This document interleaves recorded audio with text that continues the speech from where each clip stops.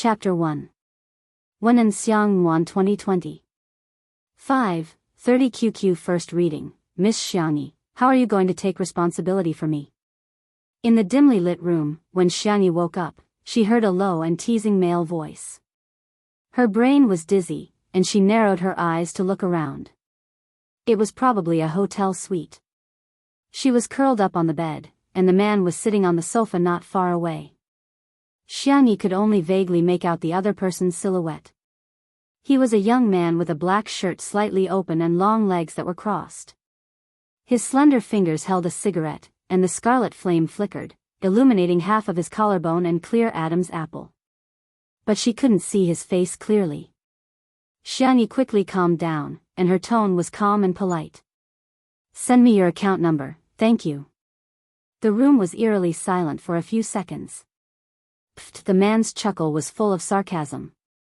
"Hush, money. If I sleep with you a few more times, won't I become rich?" Bang! Bang! Bang! The sound of the door being slammed sounded, accompanied by a sharp female voice. "It's here." I saw Xianxia, that little B***tch, enter brother's room with my own eyes.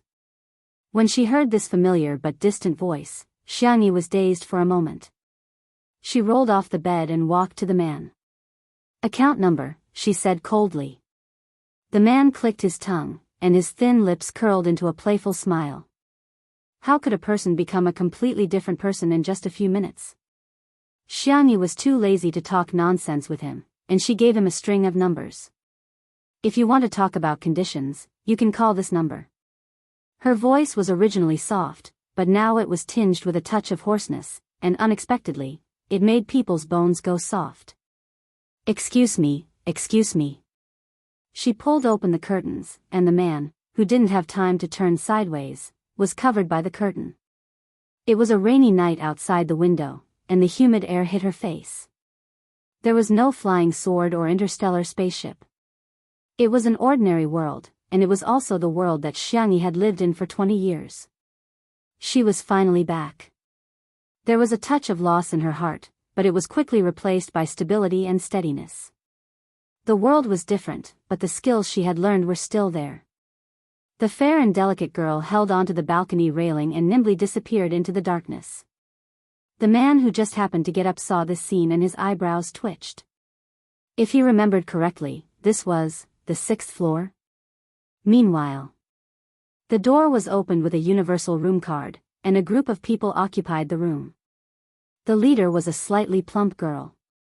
She had just received news that Xianxia had seduced the little idol she had been chasing recently. She turned on the main battery and said fiercely, "Shoot! Shoot for me! Xianxia, haven't you gone crazy from wanting to be famous? I'll send you to tomorrow's headlines. Brother, quickly cover your face so that it doesn't get you." The moment the room became bright again, everyone saw the slender and lazy figure in the room. Sure, Indy." The man stood in front of the window and didn't even look back.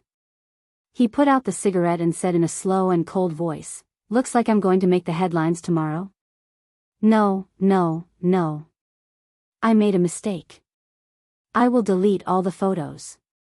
The chubby girl was scared to tears by his words. Based on the landmarks on the 1st floor, Xianxia judged that she was at a hot spring resort. Just as she was about to leave, she saw a man with colorful hair screaming.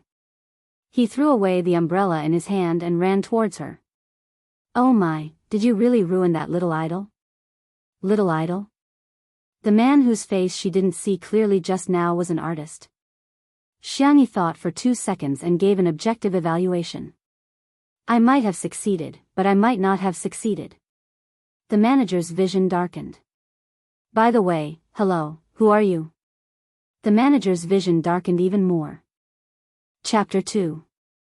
Half an hour later. Xianxia finally figured out that this feather duster, oh, no, this man with colorful hair was her manager, Nan. A year ago, she was in a car accident.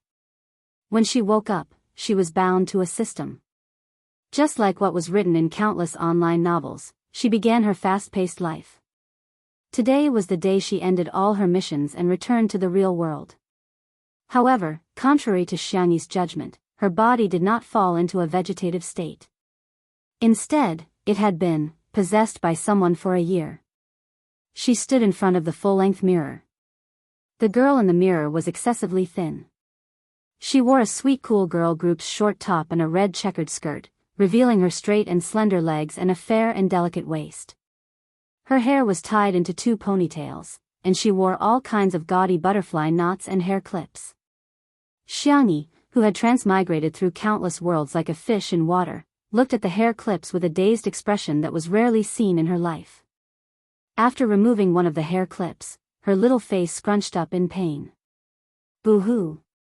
Nan was still holding the tissue box and crying. My goodness, you've lost your memory. What should we do? Xiangyi pointed at the hair clip. Help me remove it, thank you. Nan did as he was told. He was skillful, and he removed it quickly and gently. He had yet to realize that Xiangyi used to bully the weak and fear the strong. She was so cowardly in front of the big boss, but she was so domineering in front of him, the driver, and the nanny. In the past, he was used to listening to her, but now, he couldn't help but submit to her. Xiangyi asked, how much do I have to pay for the termination of the contract I signed? Nan cried as he removed the hair clips. He could be said to be a multitasking master. My goodness, you have to pay 100 million yuan if you terminate the contract. My goodness, you're so pitiful. Xiangyi was speechless. Was the person occupying her body an idiot? How dare she sign such an unfair contract? Where was her brain? Hadn't she owned it before? Nan helped her remove the hair band and hair clip, and even helped her comb her messy hair. Actually, other than the termination of the contract, the company's treatment of you is not bad. As long as you work hard, you can buy your favorite bag every month. Let's not think about the termination of the contract, okay? Where are you going to get so much money? Xiangyi calculated her liquidity, financial management, and real estate, and sighed. Well, it's still not enough. She only had slightly more than 90 million. Nan didn't take her words to heart at all. Even if he drank fake wine, he wouldn't believe that Xiangyi could take out 100 million yuan. Good girl, I'll run the hot water for you. Go take a nice bath and remember to post some selfies later. Nan was about to go to the bathroom when the doorbell rang. He looked through the peephole vigilantly and saw that it was Xiangyi's boyfriend. Only then did he feel relieved and open the door. Young Master Xiao, you've come to see us. Nan smiled, but when he saw the weak girl hiding behind Xiao Yang, his expression changed. Xiao Yang held her hand and comforted her in a low voice.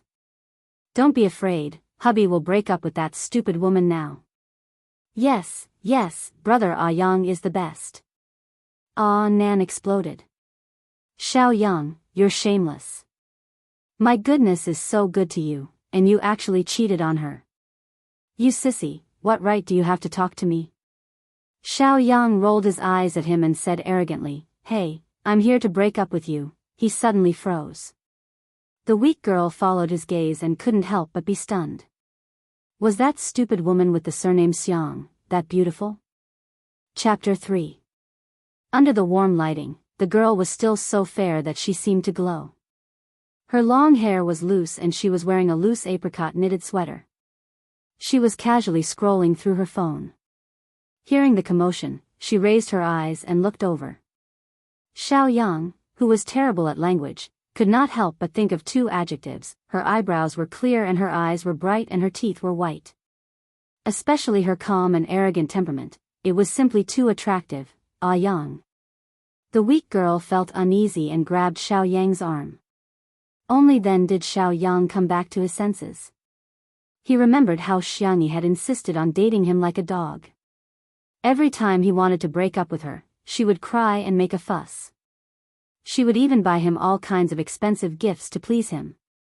He suddenly felt confident. He did not like Xiangyi, but the bad habits of men made him enjoy the feeling of Xiangyi pestering him. Cough, Xiangyi, I'm sorry. I've fallen in love with Ruoruo. I know that you're so kind, you'll definitely give us your blessings, right? His tone was righteous. Xianxia asked, "Who are you?"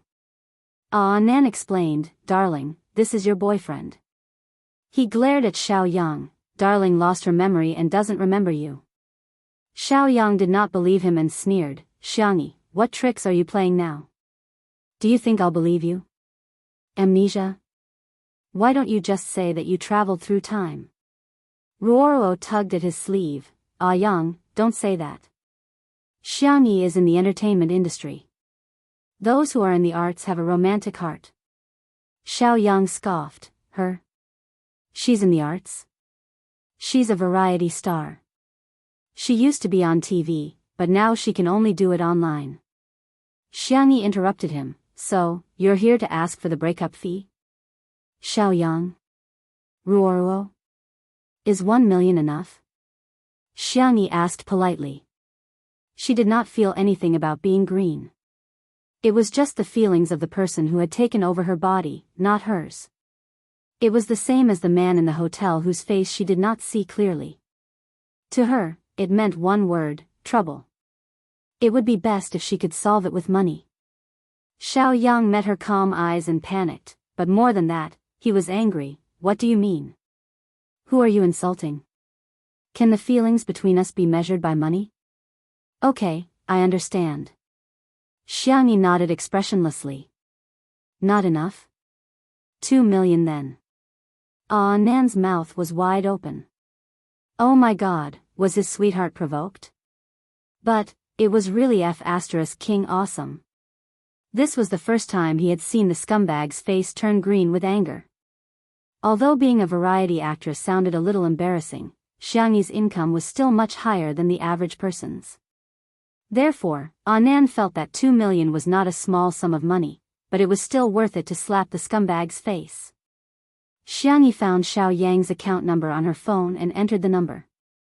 Ding dong, 2 million RMB has been transferred to your XX account. A melodious voice rang out in the room.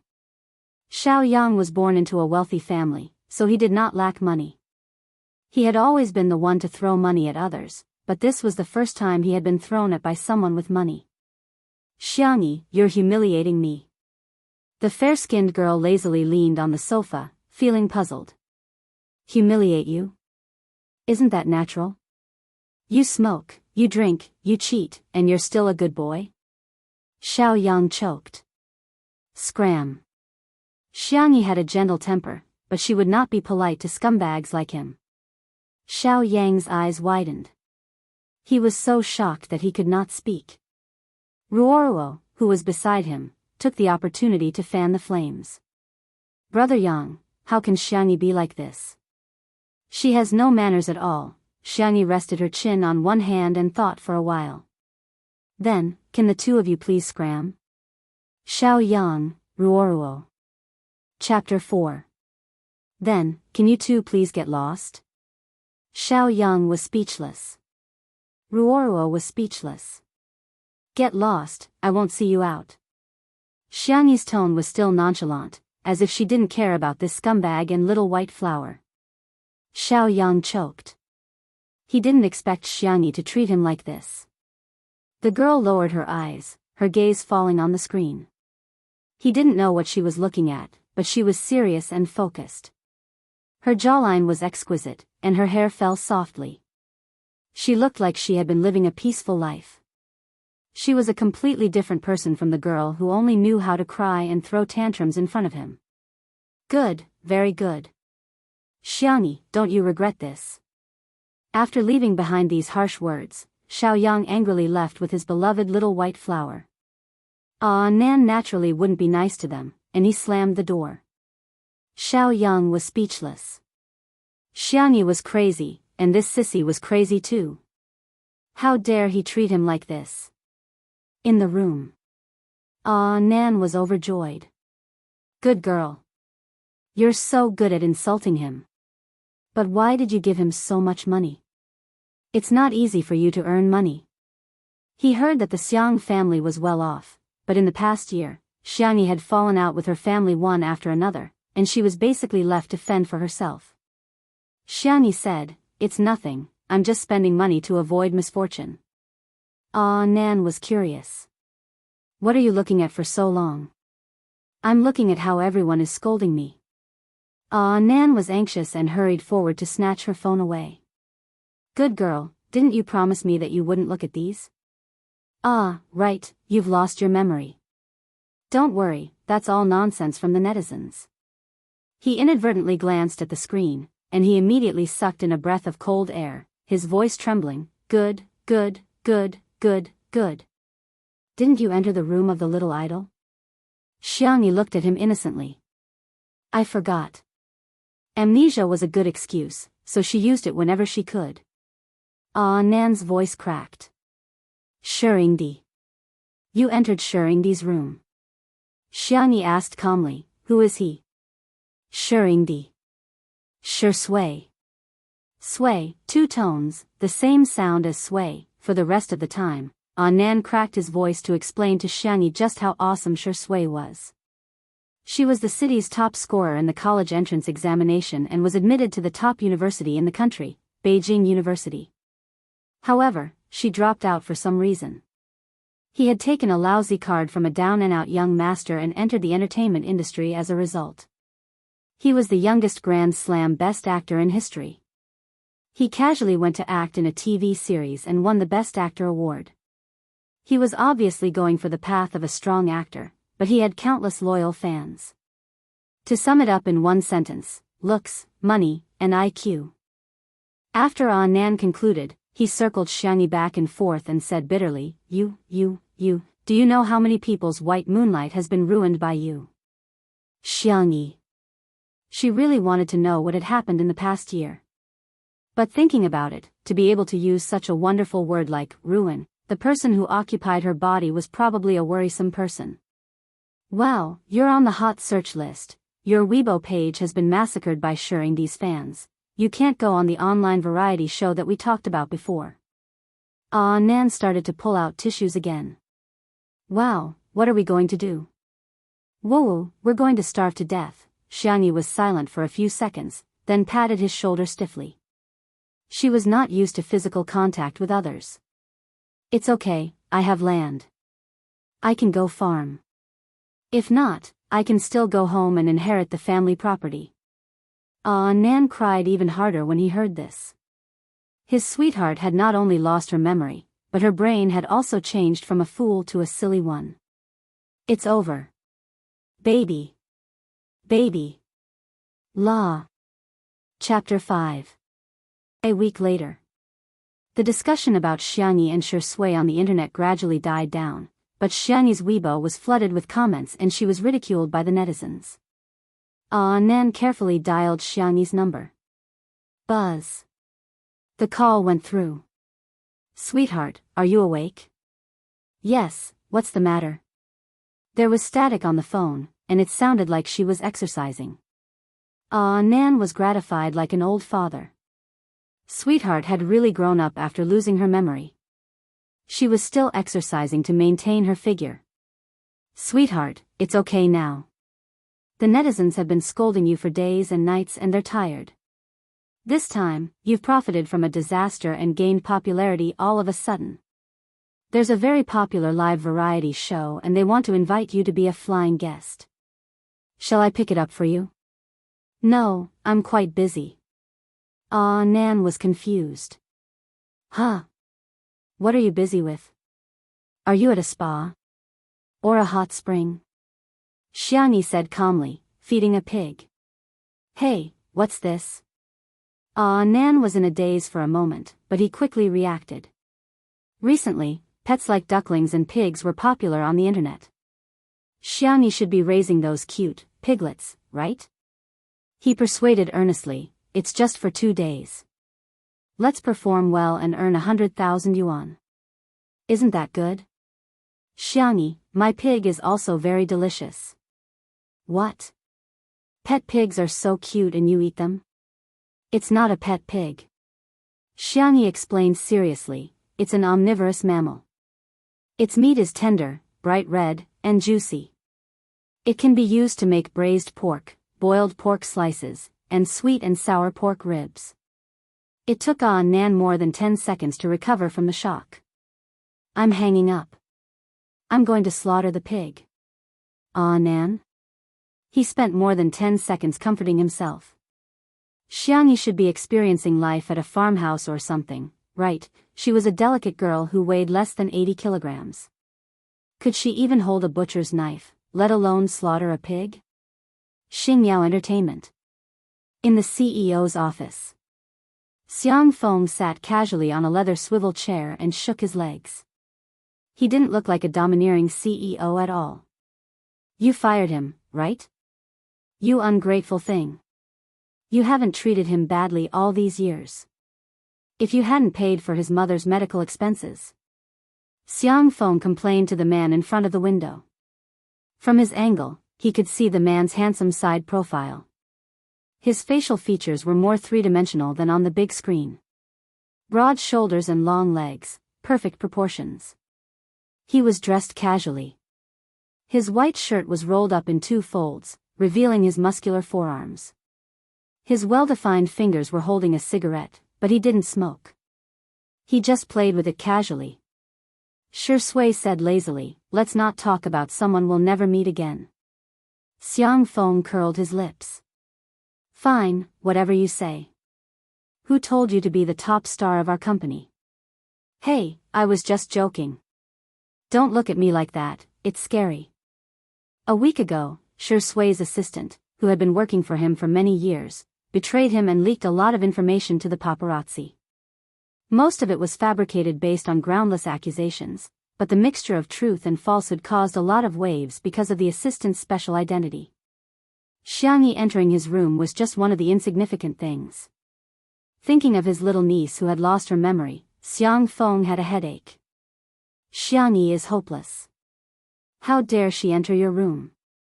I'm so angry. If I talk to her again, I'm a dog. As soon as he finished speaking, his phone suddenly rang. The caller ID, Little Xianxia. Chapter 6. Xiang Feng. He jumped back and forth between taking the call and not taking it, swaying wildly.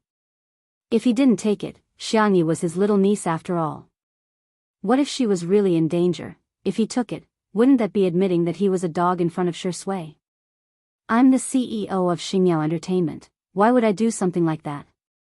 The next second, Xiang Feng answered the phone expressionlessly, his tone cold.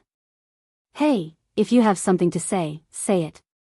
If you don't disturb me. A soft and well-behaved voice came through the receiver. Little uncle, are you working overtime? Can I bring you some food? Xiang Feng remembered that he had posted a picture of himself working overtime in order to show off. He almost agreed, thinking that this was just Xianxia deliberately trying to please him. Who knew what kind of trouble she was going to cause? Over the past year, she had used the excuse of amnesia to drive her grandfather to the hospital. Her grandmother had fainted several times, and her brothers had all fallen out. Although Xiang Feng was senior, he was only a few years older than Xianxia, so he had doted on her since she was young. In the beginning, he helped her clean up a lot of her messes, but after being hurt again and again, he was too lazy to care about Xianxia's affairs. No need, our company has overtime meals. Xiang Feng's attitude was cold. He was prepared for Xianxia to mess around with him, but after waiting for a few seconds, Xianxia didn't do anything. Instead, I cooked it myself. Xianxia spoke unhurriedly, sounding like a gentle person with a good temper. Braised meat rice, sweet and sour pork ribs, boiled vegetables, and pumpkin porridge. Huh? Xiang Feng was stunned.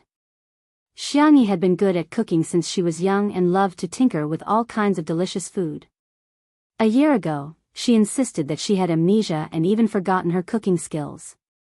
Over the past year, Xiang Feng hadn't even seen her boil a pot of hot water, let alone food. Ah, sorry, I forgot to tell you. Little uncle, I've recovered my memory. The female voice on the receiver had a familiar soft tone. But over the past year, Xiang Feng had been too disappointed in her, so now he was skeptical, and more than he trusted her.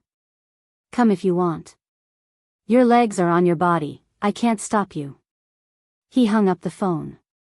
Xiang Feng rubbed the goosebumps on his arms. Brother Shui, do you think my little niece has schizophrenia? She's just like that crazy character you played when you won the Best Actor award. Shui raised her eyebrows. What did you call me? Xiang Feng. I've really gone overboard. How dare I call Shui by his nickname? Ahem, you're younger than me in the first place. It's natural for me to call you little brother.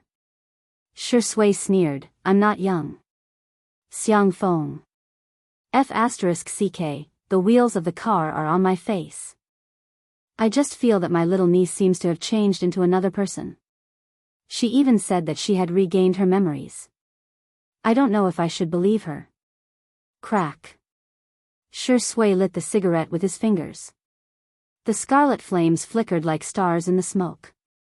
He said casually, maybe, there are two of them. But her voice was too soft to reach Xiang Feng's ears. Half an hour later. Xianxia carried the lunchbox into the CEO's office. Xiang Feng stared at her warily when he saw her enter. Little uncle. Xianxia greeted him softly. She noticed that there was another person in the room, sitting on the sofa and playing with a lighter. His back was facing her. Did you really make this? You didn't order takeout, did you? Xiang Feng complained. He was just opening it to take a look. He would never eat it, and he would never forgive Xianxia. As soon as the lunchbox was opened, the rich aroma instantly filled the entire office. Chapter 7. The first layer was sweet and sour pork ribs. The ribs were rosy and glossy, dotted with white sesame seeds. The second layer was boiled vegetables. The green and tender vegetables were delicately arranged, drizzled with shredded ginger, minced garlic, and oyster sauce. The third layer was the main dish, braised pork rice. Fresh pork belly was dipped in water and cut into small cubes. It was slowly stewed in a small casserole. The fat sizzled and bubbled, and the gelatinous pigskin perfectly melted into the broth. The braised egg was divided into two. The yolk was soft and glutinous, and it was accompanied by several carefully marinated pickles. There was also a small bowl filled with pumpkin porridge. The pumpkin was steamed beforehand, stirred into a paste, and added rock sugar and lily. It was cooked into the thick porridge, still emitting steam. Xiang Feng recalled the delicious food his little niece used to make. The delicious taste in his memory merged with the aroma at this moment, and he began to gulp. I'll just have a taste. Let's see if it's takeout or if it's made by you. Xiang Feng found an excuse for himself and picked up a piece of pork rib with his chopsticks. Oh wow, delicious. This was his favorite sweetness. Xiang Feng had a little secret that no one knew, and that was his preference for sweets. He liked sweet and sour pork ribs, sweet and sour fish, and other dishes that were sweeter than normal. After skillfully wrapping the pork ribs, Xiang Feng picked up some vegetables. He intended to relieve the grease, but his eyes widened. Huh! How could vegetables taste so good? He had completely forgotten that he had just said, just a taste. His chopsticks moved like the wind, stuffing his cheeks until they were round. Xianxia didn't say anything and just sat across from him with a smile. She would only smile so gently and brightly in front of her family. Xiang Feng coughed awkwardly, but since he had already eaten, he might as well go all the way. He picked up his chopsticks to eat the braised pork rice, but Xianxia handed him a spoon. Here, for you. At that moment, Xiang Feng really had the illusion that his little niece had returned. It was as if his little niece had been possessed by something strange for the past year. But it was obvious that his brain wasn't enough to process such complicated things. He scooped up a spoonful of braised pork rice and stuffed it into his mouth. The fatty meat melted in his mouth, while the lean meat was soft and chewy. The thick broth was poured over the rice grains, staining them with a sugar-brown color. It was fragrant but not greasy, salty, and sweet. Roar! Ow, ow, ow, ow. If it weren't for his many years of upbringing, Xiang Feng would have hit the lunchbox with a spoon. How could it be so delicious? Was this heaven? Why is there such a delicious meal? Xiang Feng buried his head in the rice and ate with great relish. Xiangyi felt that he was a little like the piglets she raised. When the little piglets grow up, I'll kill them all and make braised meat rice for little uncle. Xiangyi had prepared enough for 2 people, but in less than 10 minutes, Xiang Feng had finished everything like a whirlwind. Only then did he realize that he was choking. Xiangyi smiled and passed the pumpkin porridge to him. Xiang Feng wanted to take a few sips to soothe his throat, but it turned out to be too delicious. He couldn't help but gulp it all down. Ah! This meal was so delicious. Burp. Xiang Feng rubbed his stomach and slumped against the back of the chair like a satisfied salted fish. Little Xiangyi, uncle forgives you. Xiangyi blinked. Little uncle, then do you believe me about regaining my memory? Xiang Feng angrily slapped the armrest. You're my niece. If I don't believe you, who would I believe? Pfft, a soft laugh seemed to hook onto the tip of his heart, low and flirtatious. Xiang Feng suddenly came to his senses. Shi Sui was still here. He pondered for 2 seconds, then introduced him to Xiangyi. This is the man you ruined. Xiangyi, very good, it's the beautiful word ruined again. She glanced sideways and suddenly met a gaze as deep as the sea. After being stunned for a while, Xiangyi came back to her senses. The corners of her eyes were moist. Good night dear readers, please remember to add to bookshelf, vote for red bean, and comment. 6. 1. Fast. Happy. Red heart. Chapter 8. A year had passed in the real world, but time flowed at different speeds in different worlds, so Xiangyi was no longer sensitive to the concept of time. But the moment she saw Shi Sui's face, Xiangyi remembered a certain point in time. At her 16th birthday party, she caught a glimpse of him. From that day onwards, she secretly fell in love with someone whose name she didn't know. Perhaps the so-called crush she had when she was young wasn't a passionate feeling, but when she thought of him in a distant world, there would always be a touch of sweetness in her heart. He was her white moonlight. Shi Sui noticed her strangeness and raised his eyebrows slightly. Xiangyi quickly adjusted her mood and greeted him graciously. Hello, I'm Xiangyi. The courtesy and demeanor of the Xiang family were engraved in their bones, but their personalities were different. Xiang Feng was noisy and lively, while Xiangyi was very gentle. This was the evaluation that involuntarily appeared in Shi Sui's mind. The woman who broke into his room that night was pretentious and deliberately coquettish, and the way she recommended herself to be his pillow was disgusting. After fainting, she became calm and sober. Sure enough, there were 2 people. He thought.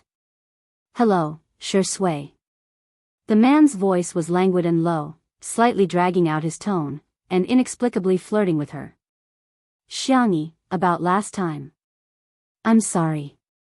Actually, when I recovered my memory, I also lost my memory of the past year. Her expression was calm. She was simply an ordinary little genius at shifting the blame. Don't ask. If you do, you'll lose your memory. Xiang Feng was shocked. What? How did you recover your memory and then lose it? Little Xiangyi, do you have a headache? No, I have to take you to Xiangli for a checkup. I'm fine. I've already had a physical examination. This week, Xiangyi not only learned about what had happened in the past year, but also used medicinal cuisine to recuperate for herself. This body was obviously malnourished, and she must have deliberately pursued a good figure by dieting to lose weight. Also, second brother probably doesn't want to see me now. Xiang Feng. That's true. Xiang Li was a medical doctor.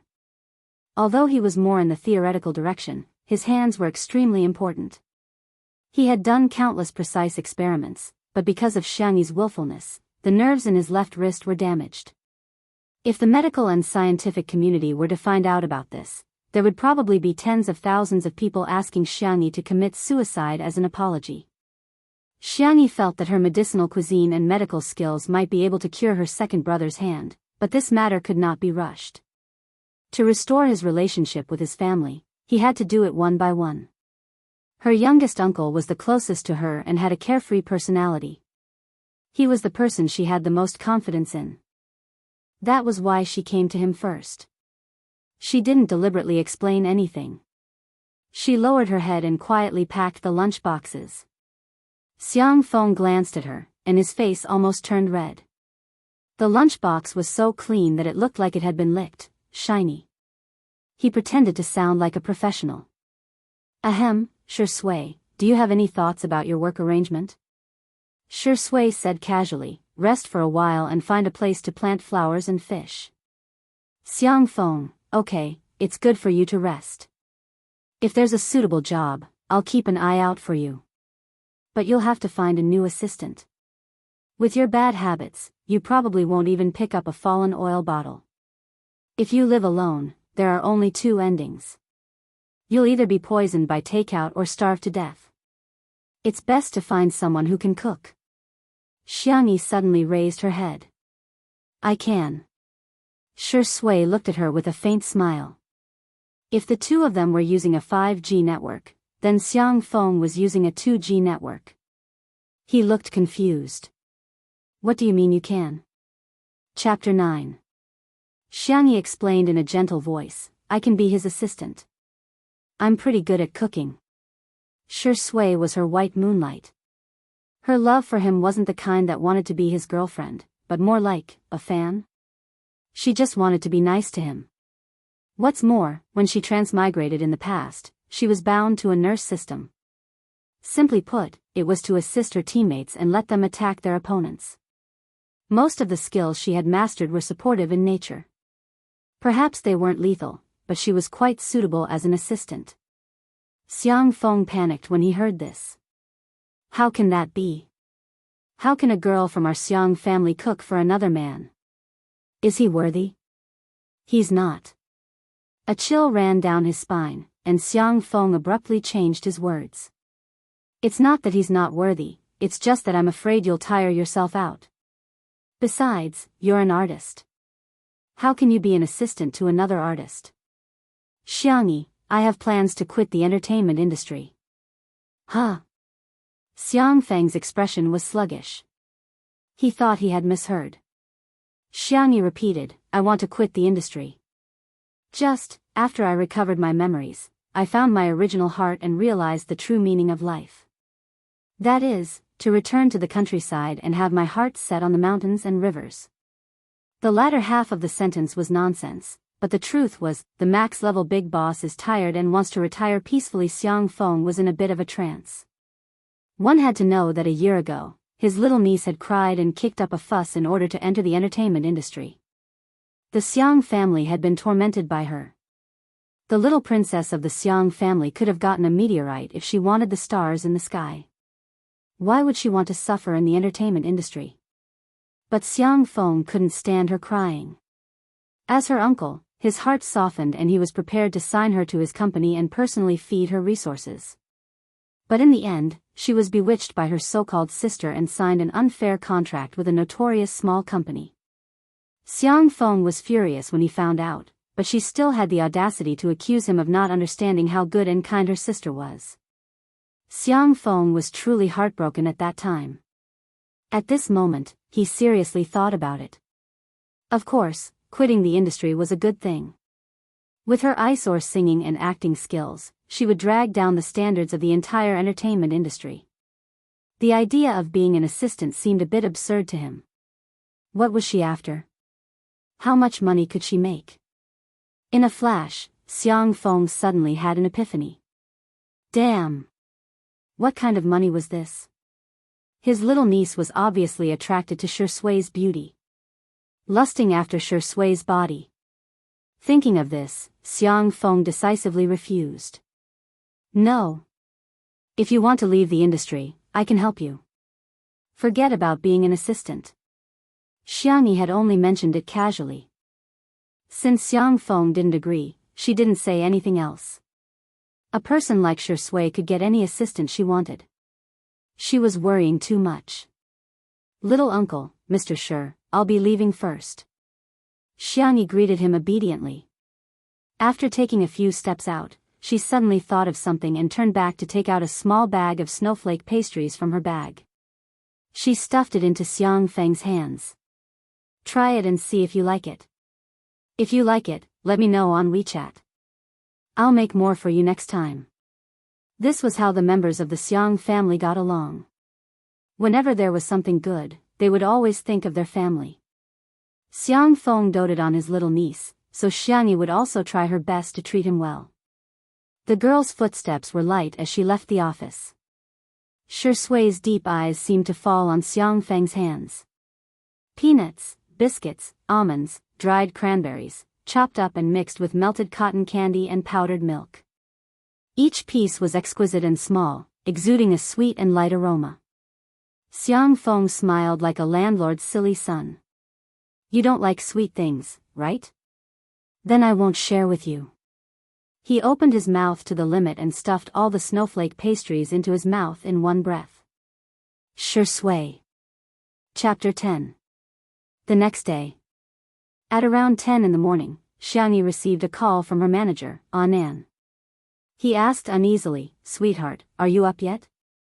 Previously, Xianxia had a bad temper when she woke up.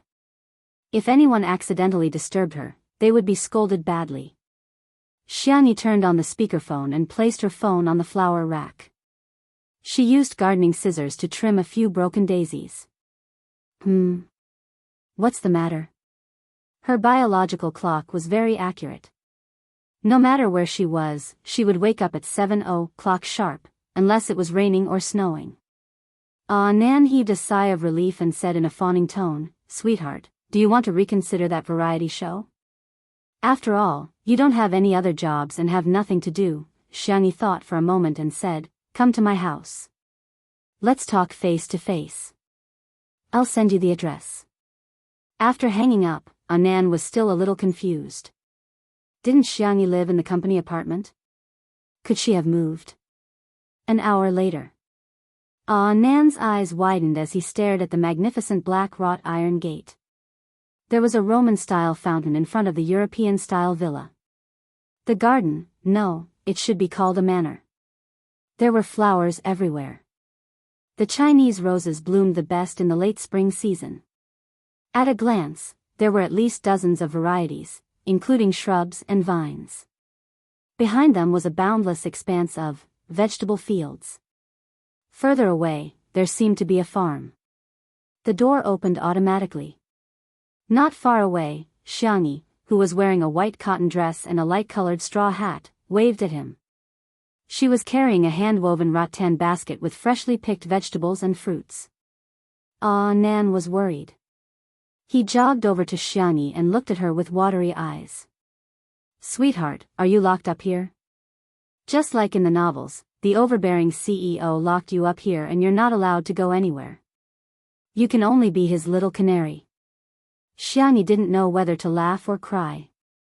"Don't worry, our country has a complete set of criminal laws. This is the house my mother left me. No one is restricting my personal freedom." Nan heaved a sigh of relief and asked curiously, "Why are there so many vegetable fields? The terrain here doesn't look like farmland." He had heard a little about Xianxia's family background. He had heard that she was from a wealthy family, so he wasn't too surprised. "Oh, it was originally a golf course, but it was renovated later." Nan? He thought absent-mindedly, is the life of the rich so simple and down-to-earth? It's lunchtime. There's still a small pot of rice left from yesterday.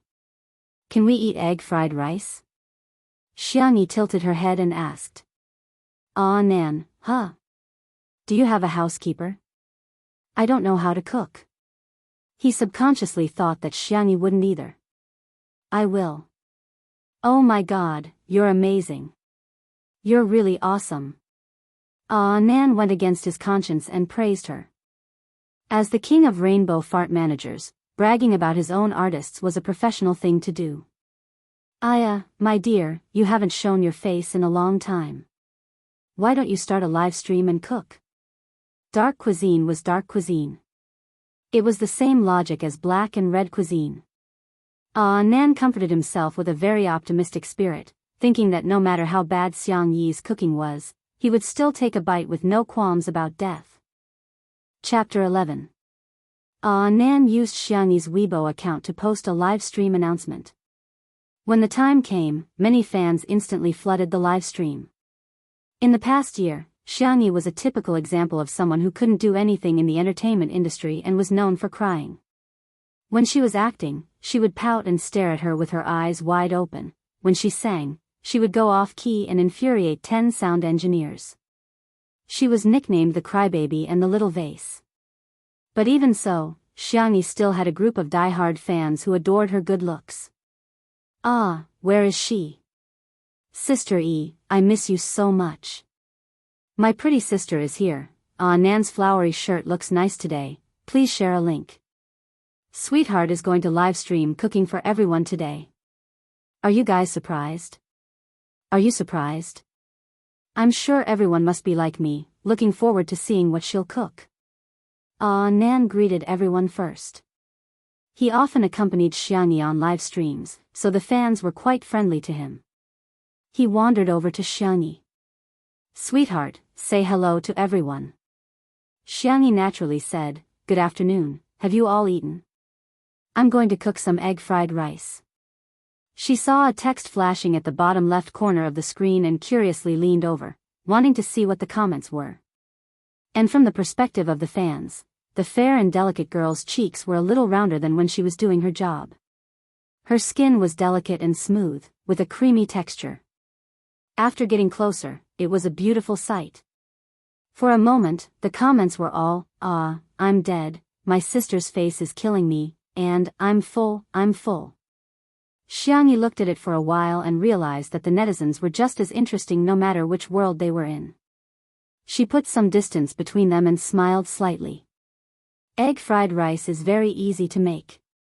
Apart from the necessary ingredients, rice and eggs, you can also adjust it to your taste.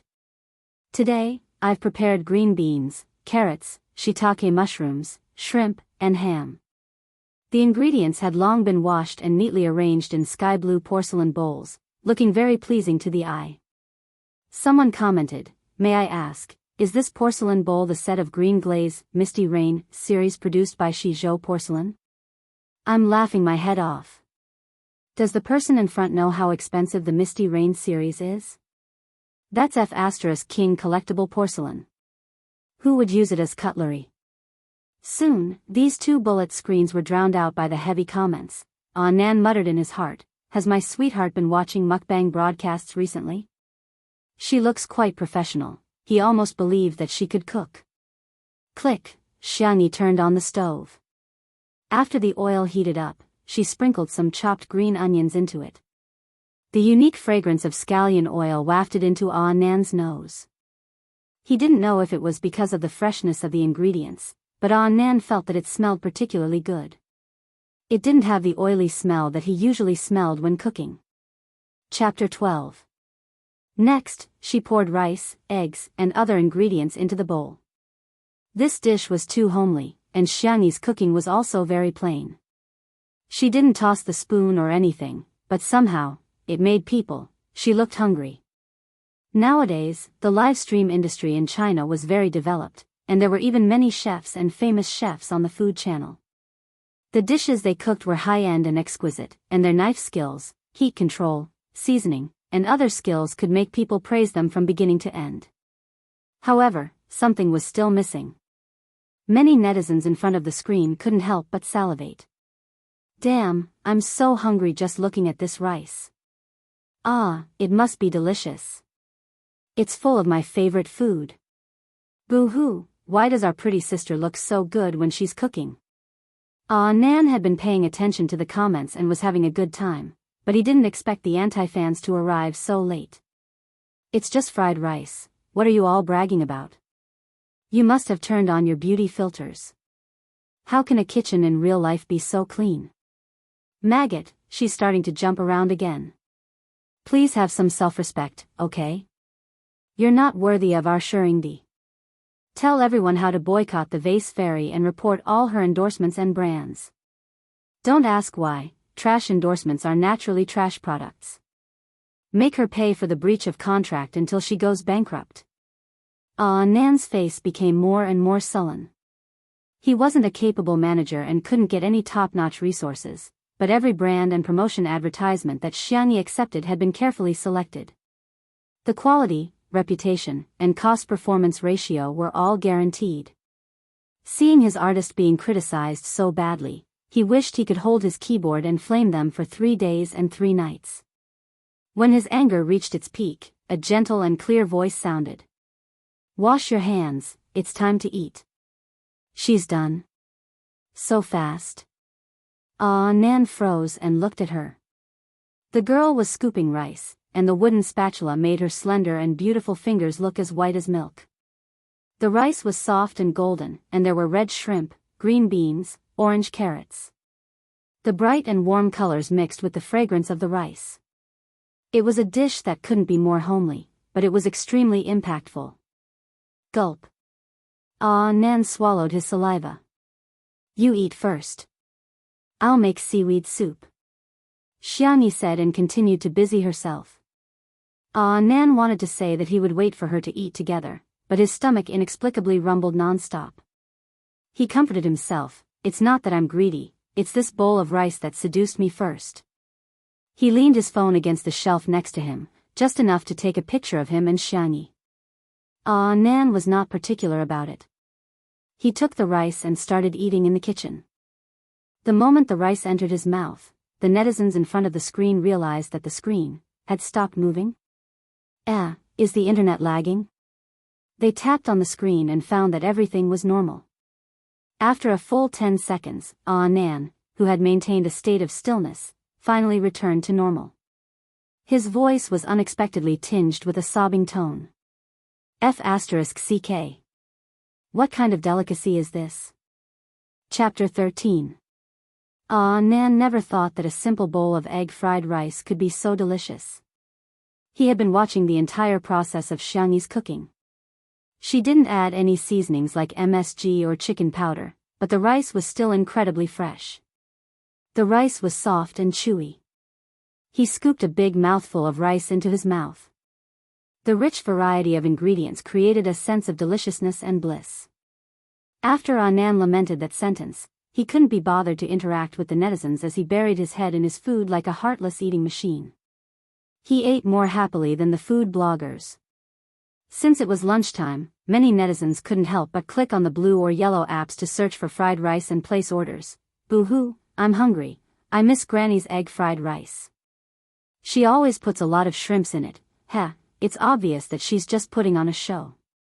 It's just egg-fried rice, how delicious can it be? The manager is too pretentious. I hate sissy men the most. It's so delicious that they cry. Is it that exaggerated? Disgusting. A certain vase fairy can't get any more attention. Is she trying to create a gourmet persona now? TSK, she doesn't even know how to toss a wok and toss a ladle. If she doesn't fail, I'm going to eat **T live. The bullet screen was instantly filled with arguments. The seaweed and egg soup was soon ready. Xianxia scooped a bowl for Nan. Nan looked embarrassed. The soup was supposed to go with his rice, but he had already finished his rice. Xianxia didn't have a big appetite. Recently, she had been deliberately eating more in order to gain some weight. She was 165 meters tall, and her body was less than 40 kilograms. She looked beautiful on camera, but in reality, she was so thin that she was a little out of shape. Her body was so weak that even tossing a ladle felt tiring. She generously shared half a bowl of rice with Nan, which moved him to tears. "Good girl, I want to be your manager for the rest of your life. I'll accompany you through all obstacles, conquer the world, and reach the peak with you." Xianxia was speechless. "That's not necessary. I just want to sleep in the fields." Meanwhile, at the headquarters of Miao Satellite TV. "I was the one who prepared the variety show, Heartbeat, first. Why should someone else film it? I refuse to accept this." Li Jianyu was a director and scriptwriter in the variety team. His performance and ability had always been outstanding. In the early years, the few programs he did had good ratings, but as time passed, the programs slowly became outdated and had now been discontinued. Heartbeat was an idea that he had painstakingly come up with.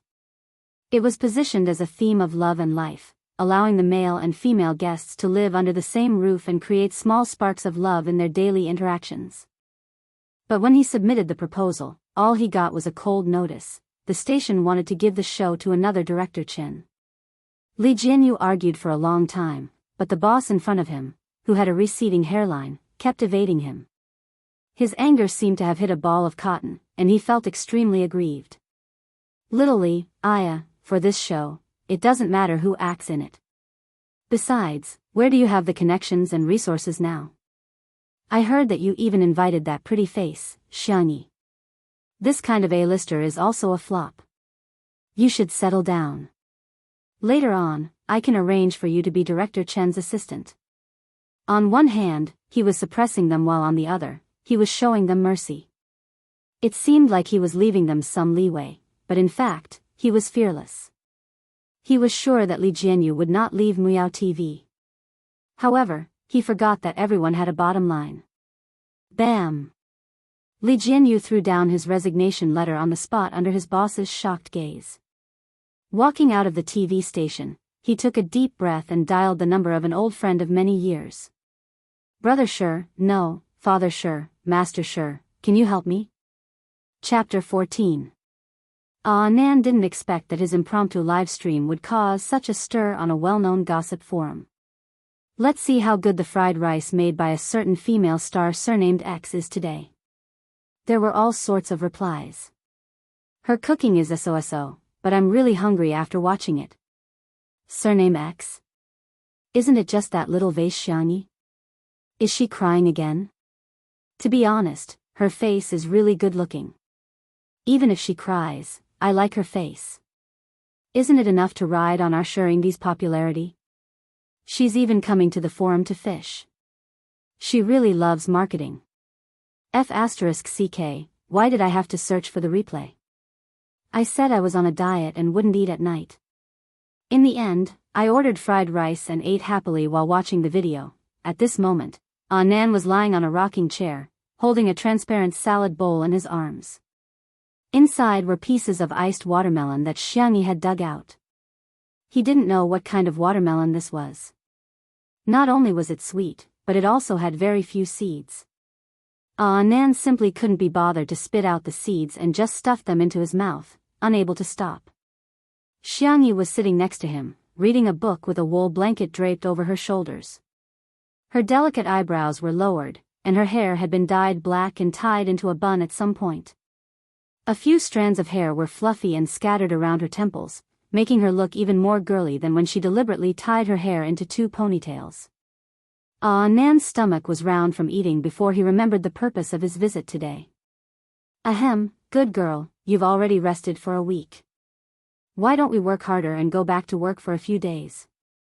In terms of ability, Nan wasn't the most outstanding agent, but he was really patient and willing to coax people. Many small-time artists wanted to work under him. Xianxia flipped a page of the book in her hand and said gently, I've already prepared the liquidated damages and a lawyer. As soon as her little uncle heard that she wanted to quit the industry, he gave her the contact information of the Xiang family's legal team. The contract she signed was an overbearing one. If she had a good lawyer, the liquidated damages wouldn't be as exaggerated as 100 million yuan. Her own money would be enough. However, her little uncle still transferred a sum of money.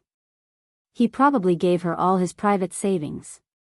Nan was stunned. You really want to quit the industry? You fell out with your family in order to enter the entertainment industry. Isn't being an artist your dream? Xianxia shook her head. Perhaps it was the dream of the person who had taken over her body, but in her opinion, that person only seemed to enjoy the popularity and attention of being an artiste and did not care much about her professional abilities. Otherwise, she would not have made so many jokes and ended up as a variety show star. While they were talking, Nan's phone rang. He picked it up and listened for a while before looking at Xianxia. It's Director Li. He wants to talk to you. Xianxia gave a noncommittal reply. Nan turned on the speaker, and from the receiver came Director Li's excited voice. Miss Xianxia, I'd like to invite you to partner with Shengdi in my new variety show. Chapter 15. Xianxia raised her eyebrows. Shui? That's right, that's him. Li Jianyu's tone was relaxed, as if a heavy burden had been lifted from his shoulders. Let me tell you the specifics. It's similar to the style of the previous variety show, but this time it's more life-oriented. The main content is that you and Shengdi live under the same roof, planting flowers, raising fish, and so on. Then, every episode, we'll invite flying guests over. The most important thing is that this variety show will be completely live. This is the first in the industry. Sounds good, but in terms of format, isn't it a little too dull? Xianxia voiced her own thoughts. Li Jianyu chatted with her excitedly. Meanwhile, Anan was completely dumbfounded. Variety show? Shengdi? Am I hallucinating because I'm too full? So actually, netizens are very tolerant of the subject matter. Some people like to see face slapping, while others like to see peaceful times. Some people think that each has its own audience, but I don't think that's the case. In fact, sometimes there are overlapping audiences. As Li Jianyu spoke, he suddenly exclaimed, I just sent the video of you cooking egg fried rice to Papa Sure. Cough, Shengdi. He liked your Weibo post. I didn't know that you two were so close. To be honest, he was the one who recommended you to me, Anan. Weibo likes? Recommended to be on a variety show? He could already imagine how much bloodshed there would be on Weibo at this moment. Wait, why was Shengdi willing to be on a variety show with Xianxia? He had never been on a variety show before, and since it was a live variety show, this variety show's attention would definitely be unparalleled. Could it be that after Shengdi was defiled, he fell in love with Xianxia? However, Xianxia's thought was that Shui might like her cooking. She was originally prepared to terminate her contract, but suddenly felt that she could still live a little longer. She could feed her white moonlight until it was white and chubby. I have no problem with that. As for the specific details, please communicate with my manager, Xianxia said politely. Okay. Li Jianyu happily hung up the phone. Initially, he had asked Shui for help in introducing an artist to him. However, he had not expected that Shui would agree to participate in the live broadcast of the variety show. This was a glimmer of hope at the end of the tunnel. Li Jianyu refreshed the Weibo post where Shui liked the egg fried rice video and saw that there were more than 10,000 comments. Li Jianyu sighed, Daddy Sure is indeed my Daddy Sure. He's even more popular than the top celebrities, on Weibo. Not to mention Shui's fans, even the netizens were dumbfounded. His hand must have slipped. I don't believe it, the account must have been hacked. I'm crying, sober up, you're the best actor. Why did he like an 18th tier female celebrity? Do you not have a heart? 2 days later, a variety show called Two Under One Roof officially announced the guest list, which instantly caused a sensation. Chapter 16. Two Under One Roof v. The country's first live-streaming lifestyle variety show, Two Under One Roof, is scheduled to air on May 1st. He's a powerful actor Shui v, and she's a new singer full of energy Xianxia. Life is beautiful when you don't forget your original intentions. This summer, let's Xing Chen app.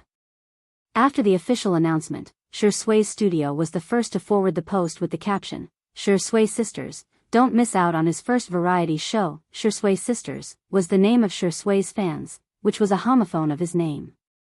As soon as the studio stamped the post, the fans who had been holding back suddenly rejoiced as if they were celebrating the new year. It's finally open for business. It's Shui's first time on a variety show. I'm going crazy, I can hear the sound of geese within a 500-meter radius. It's a live stream. It's a live stream. Doesn't that mean we can watch Shui 24 hours a day? Isn't it just an app? I'll download it, okay? The reactions of the passers-by were, I know Shui. Who is this Xianxia? Is there such a person in the entertainment industry? It must be hard on the official Weibo account. They must be going bald from thinking of the title, New Singer, for the Vase Fairy, Singer? Has the Vase Fairy ever released a song before? Huh, she has. She's the guide to the ghost section of the shabby station. It said that she angered 10 sound engineers into leaving when she recorded that song. Those who say she's a singer are overpraising her. She's clearly a small-time variety show star who doesn't have any sense of variety. She's so awkward, and she cries all the time. I'm so annoyed by her. Whenever she appears, I have to speed up the video twice or fast forward. I feel physically uncomfortable whenever I see her. All of a sudden, the popularity of Two Under One Roof rose steadily even before it started airing, and it was listed as one of the most searched terms. Hashtag Sure Sway's variety show, hashtag Sure Sway's business, hashtag what the hell is the Vase Fairy, hashtag at the Xiang residence. Xiangyi received a WeChat message from Nan, asking her to forward the official Weibo post. She took a sip of the medicinal cuisine without a change in her expression, and then opened the app. She didn't use Weibo much, so it took her a while. Xiangyi v. Be there or be square. Many people had been keeping an eye on her. When they saw her post on Weibo, they immediately rushed over. That's it? He's so cold, he doesn't even need to send an expression. Is he trying to act like a big shot? Blurg, you want to see our brother? Are you worthy? Take Shursui away, but don't ask him out. Our Shursui and this person are just partners, don't cue us. Someone, please conduct yourself with dignity. Even if you want to create hype, you have to follow the rules. If you want to ride on our Shuringdi's popularity, you can kneel down now. In-depth analysis of the Vase Fairy's intention of not leaving until we meet. 1. She's declaring her sovereignty. I'm going to film a variety show with him. Are you guys jealous? 2. She brought up the old matter and reminded everyone of the scandal of her entering Shurshui's room some time ago. 3. She expressed her love across the air and deliberately pretended to be cold, but in fact, she wanted to attract Shurshui's attention. TSK, I really think she's a very scheming woman. Xiangyi casually glanced at the comments and tossed her phone aside. She had always been someone who didn't care about what others thought. She didn't take it to heart when others mocked and talked about her because of the words and actions of the person who had occupied her body in the past year. Life was to be lived for oneself, not for others to see. Just as the netizens were mocking Xiangyi, the fans realized that the number of people Shurshui's followers had increased from 0 to 1. Huh? Who's the first person Shurshui follows on Weibo? Countless people excitedly opened the post, only to be blinded by the words, Xiangyi. Chapter 17. Huh? Xiangyi? Vase Fairy? The fans refused to believe it. They closed the page and reopened it. F***ck. Shuringdi had really followed Xiangyi. Ever since Shurshui joined Weibo, he had rarely interacted with his fans and didn't even advertise much. Apart from promoting movies when they were released, Weibo was barren. Yet, the first person he followed on Weibo was Xiangyi, an 18th-tier actress. You there? Brother, did your account get hacked? I don't believe it, I don't believe it. The last like was a slip of the hand. This time, it must be the same. To be honest, Shurshui Zai isn't going to be an idol. He's not young anymore. His mother fans still hope that he can find a good home, but at least find someone of equal social status. I'm so angry that I'm about to cry. Xiangyi actually didn't follow our Shuringdi. Why? Why? What right does she have to give our brother the cold shoulder? The fans' reactions were intense, but the marketing accounts were amused. Just as they were worrying about the KPI at the end of the month, Shuringdi had delivered the melon to them. They really wanted to send him a banner saying that he was a helpful and exemplary seedling. Xingyao Entertainment. F***ck, why are you following my little niece? The netizens are getting the wrong idea. They think you like her. Xiang Feng's voice could be heard from the office. Shurshui was sitting on the sofa, his black shirt rolled up, revealing his muscular forearms. His wrist bones were clear, and his fingers were long and slender. His smoking posture was languid and dispirited, creating a unique and charming temperament. My hand slipped, Shui said lazily, his voice a little hoarse from the smoke. How about I unfollow you? Xiang Feng panicked. Don't. If you really unfollow me, little Xiangyi will be scolded to death by the netizens. But then again, aren't you going to plant flowers? Why do I feel like you're planting a radish in my office? Shui's contract with the company gave him a lot of freedom. He also had his own studio. In short, he could act in movies whenever he wanted. If he didn't want to act, he could take a break for a year or so. However, in Xiang Feng's impression, Shui was still quite a model worker. He didn't care about being pretentious. As long as the script was good enough, he was willing to act in a TV series. He also didn't care about the position. It didn't matter if he was a supporting actor. He would even help his agency nurture newcomers. Xiang Feng felt that he was really burning incense to thank the heavens for signing him. In the past, the two of them could only see each other once a month. But recently, for some reason, they could see each other every day. Shui said, "It's quiet here." Is that so? Xiang Feng was skeptical. His phone vibrated. He looked down and said cheerfully, "Hee, little Xiangyi is bringing me lunch again. She said that today's menu is spicy chicken, honey chicken wings, and shrimp egg custard." Shui calmly put out his cigarette. However, he heard Xiang Feng say, "Okay, then I won't send you off. Go eat in the company cafeteria." Shui. Chapter 18. Shui raised her eyebrows. What did you say? Say it again. Xiang Feng said confidently, "Xiangyi is my niece. She brought me food, so of course it's for me to eat. We're brothers, so don't even think about taking away a grain of rice from me." In the Xiang family, every time little Xiangyi cooked, he had to fight with the group of sister-obsessed people for food. If he was a little slower, he wouldn't even get to lick the plate. Now that he finally had the chance to eat alone, Xiang Feng wasn't stupid. He wasn't going to share it with Shui. Just then, the secretary knocked on the door and came in. She placed a lunchbox on Xiang Feng's table and respectfully said, "Mr. Xiang, this is from the Xiang family's driver."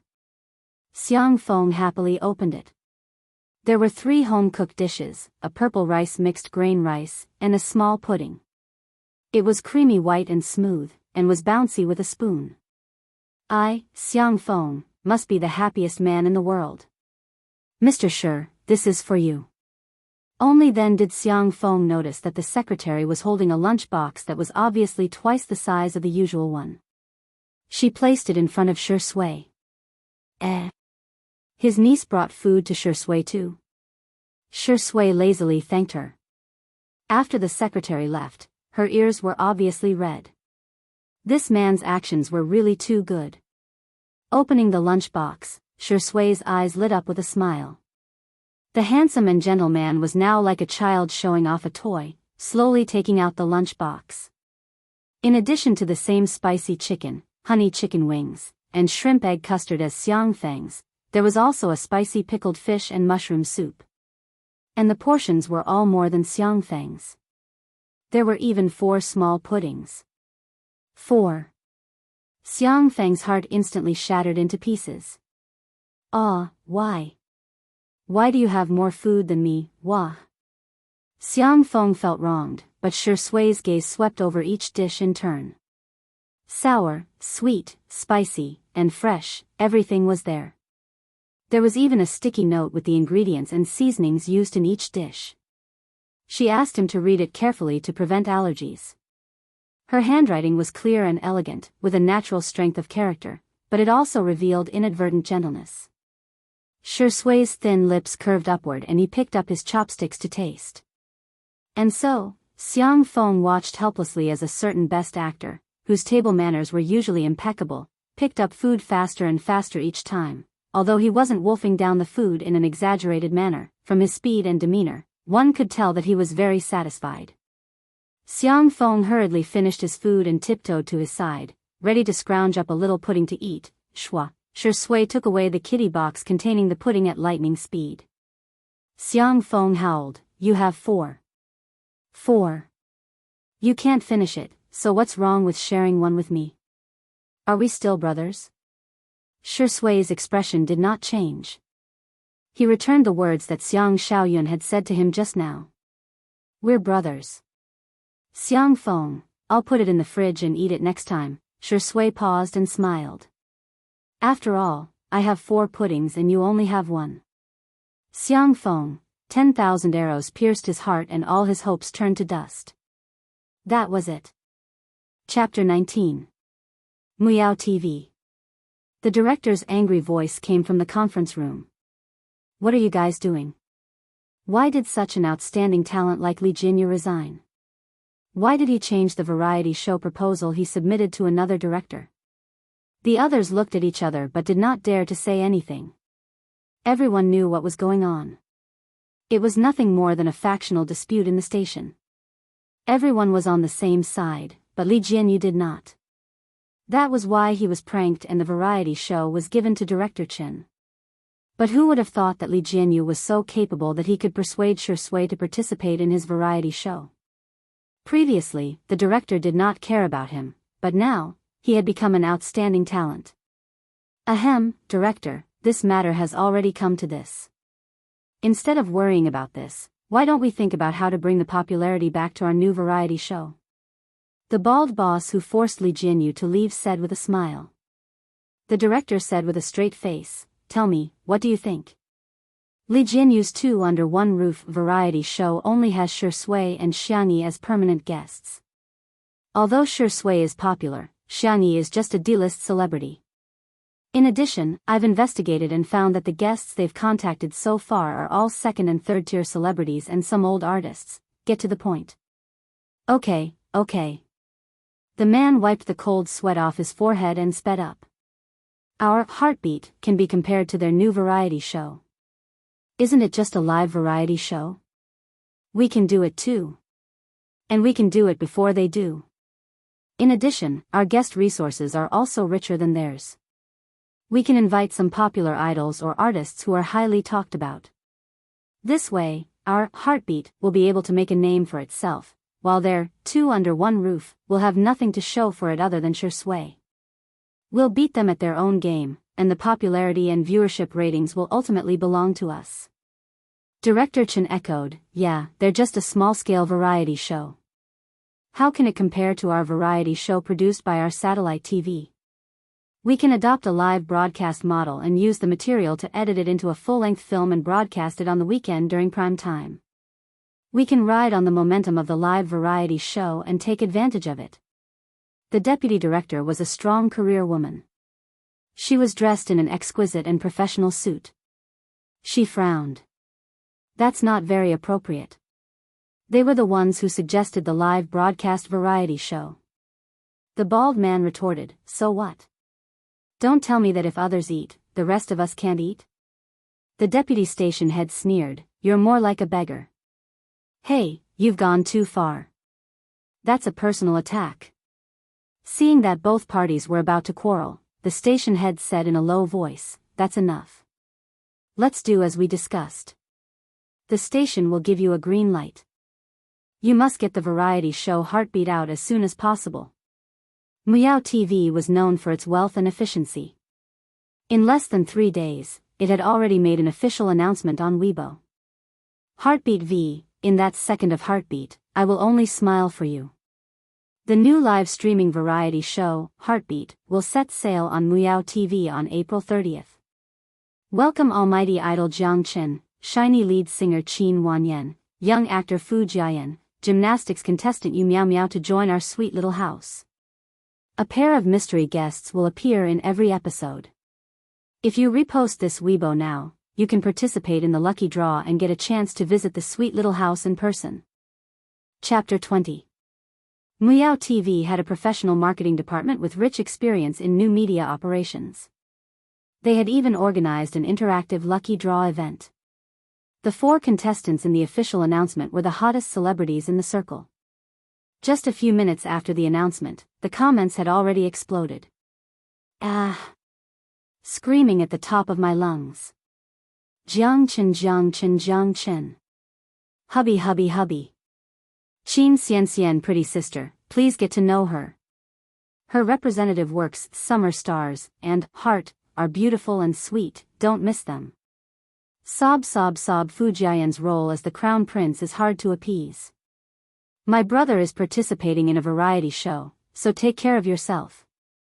The light of gymnastics you meow meow. Nation's sister you meow meow. Vitality girl you meow meow.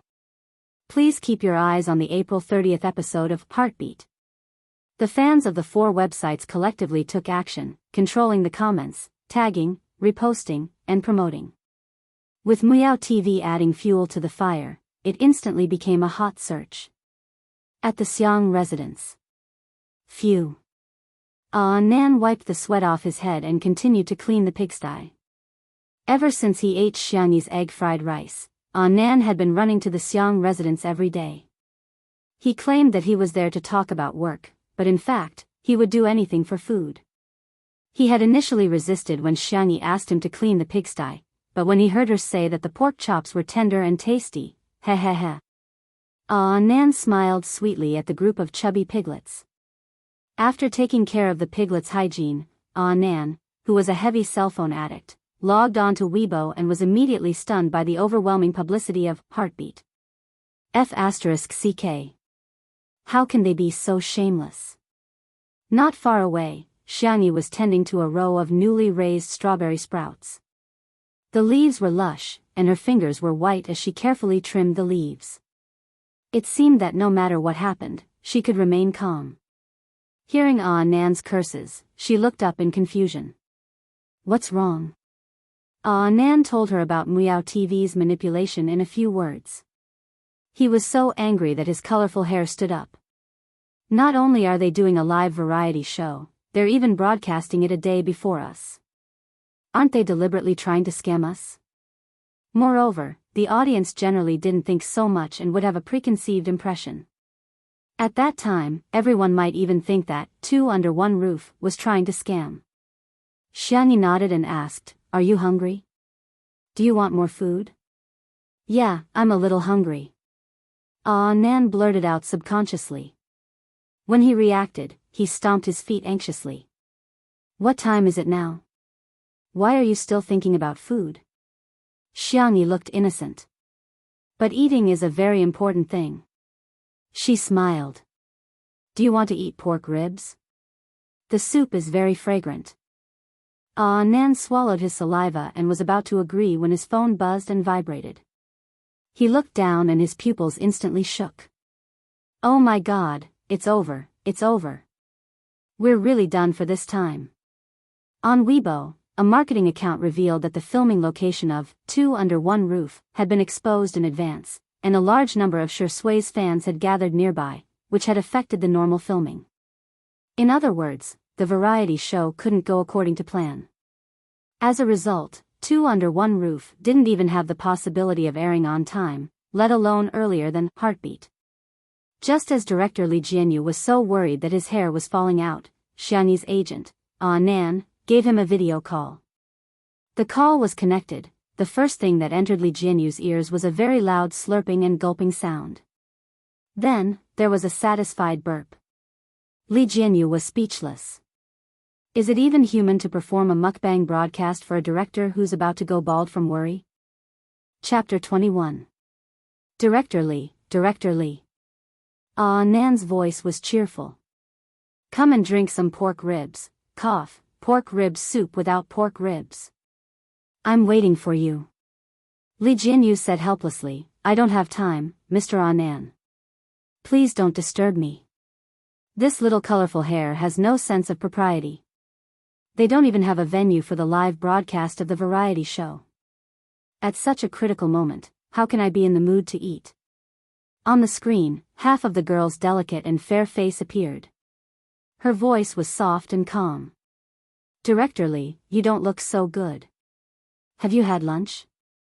Why do this manager and artist only know how to eat?" However, he knew that the two of them were being kind. He rubbed his eyebrows tiredly. "I'll just order takeout or eat instant noodles later. I have to find a way to settle the venue and see if there are any suitable places in the countryside. Xianxia, Two Under One Roof, is a lifestyle show, right? That's right. Li Jianyu was puzzled. What's wrong? Xianxia continued, you need enough space to grow flowers, vegetables, fish, and cook, right? Li Jianyu, well, these farming elements are actually very popular. Nowadays, not to mention young people in the city, even young people in the countryside may not necessarily have farmed before. Speaking of which, why are you asking this? Xianxia, who said that farming has to be done in the countryside? Huh? Xianxia pointed to the back of the villa and said the words of the richest woman in her softest voice. My house has fields, ponds, and farms. Come and film at my house. Li Jianyu stared at the boundless vegetable field and the shadowy farm in a daze. He deeply and vividly understood what it meant to turn the tables around and survive in a hopeless situation. In just a few days, Heartbeat became popular before it even started airing. It was far more popular and discussed than Two Under One Roof. Muyao TV was overjoyed. It would only start broadcasting tomorrow, but everyone seemed to have locked in the quarterly bonus in advance. Director Chen, who was in charge of filming, was even more proud. Every day, he walked to the headquarters as if he was walking on the wind. Good morning, Director Chen. Good morning, Director Chen. Director Chen is so handsome today. In the elevator, Director Chen enjoyed the crowd's praise and couldn't help but feel a little smug. Ding, the elevator opened, and he walked to his office. The compliments were gone, replaced by strange looks from the crowd. Sensing that something was wrong, he stopped and asked an employee at a nearby desk, what happened? Chen, Director Chen. Two Under One Roof posted a notice on Weibo a few minutes ago, saying that the show will start at 9:30 p.m. in advance. What did you say? This is impossible. How could a variety show without a venue be broadcasted? It should be true. I just saw Shuringdi repost it. Director Chen snatched his phone, and the screen happened to stop at Weibo. Sure Sui, repost Weibo. Two Under One Roof v. Two Under One Roof will have its first test broadcast at 9:30 a.m. today. Don't miss it. Beep beep, put on your seatbelt and set off with our Sure Sui Viingdi. Today was Saturday. As soon as the official Weibo released the link to the live streaming room, the number of viewers had already exceeded 10,000. Director Chen glanced at the time with an ugly expression. It was April 29th, 9:27 a.m. No, Heartbeat hasn't been broadcasted yet, so why is Two Under One Roof being broadcasted in advance? How dare they? How can they do this? Asterisk full 4,200 recommendation votes plus extra chapters. Good night. Chapter 22. It was so quiet that even a pin drop could be heard. Director Chen took several deep breaths to calm himself down.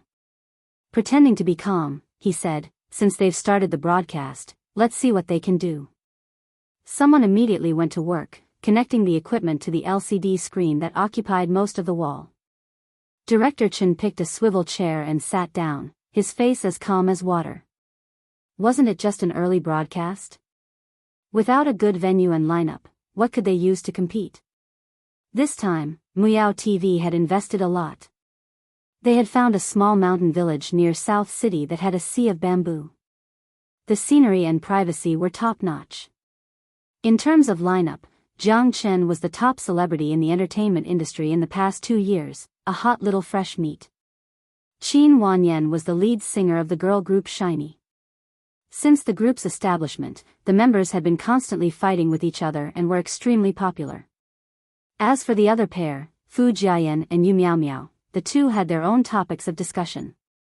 Some time ago, the two had been photographed by paparazzi wearing matching watches. Now, netizens were looking forward to them announcing their relationship on Heartbeat.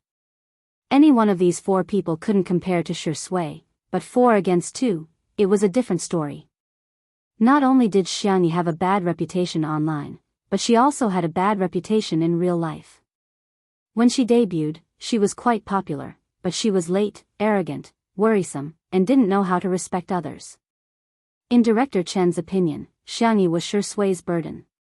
With her character, it was possible that she would drag down the entire variety show. So, he just had to wait and see her make a fool of herself.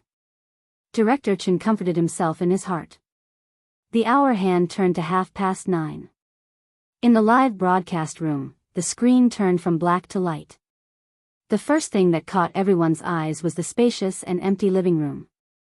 It was decorated in cool colors, with only a few decorations highlighting the owner's taste. Other than that, there was no extra debris, like an exquisite model room. It was beautiful, but it lacked a sense of life.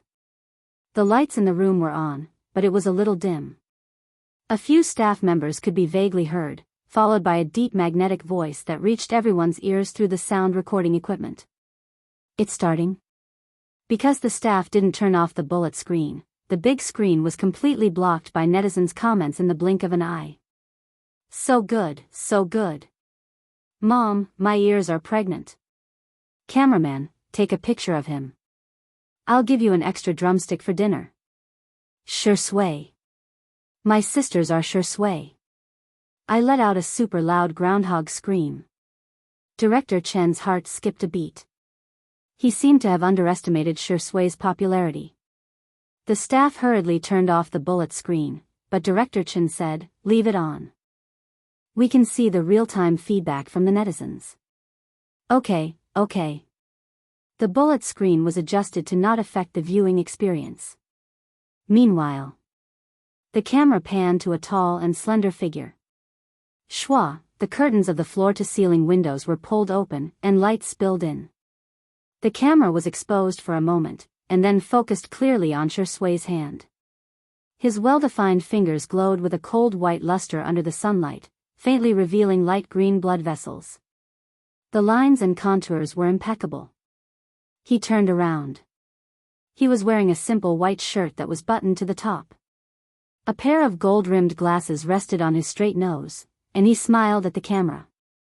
Good morning. It was just a smile, but it was a vivid interpretation of what a refined scum was. Chapter 23. The netizens watching the live stream were going crazy.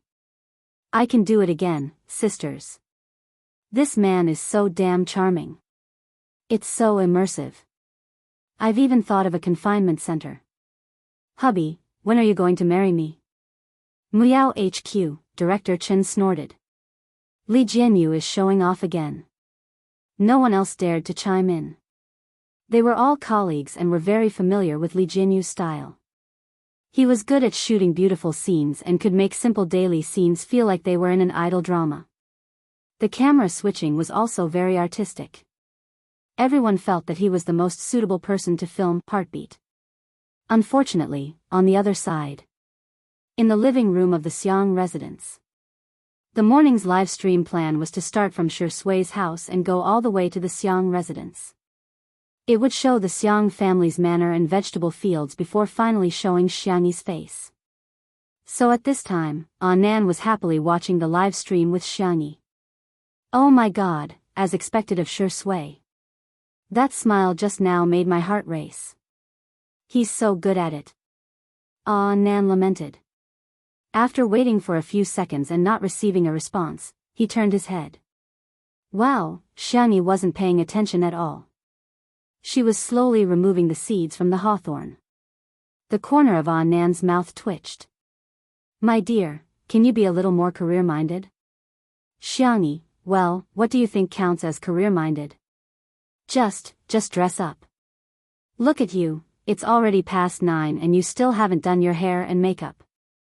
And look at your clothes, you're not planning to wear this for the live stream, are you? Let's go, I'll help you pick out a pretty dress. Wait for me to finish. Nan was genuinely confused. Where had his dear, who loved to look beautiful to the point of taking care of her heels, gone?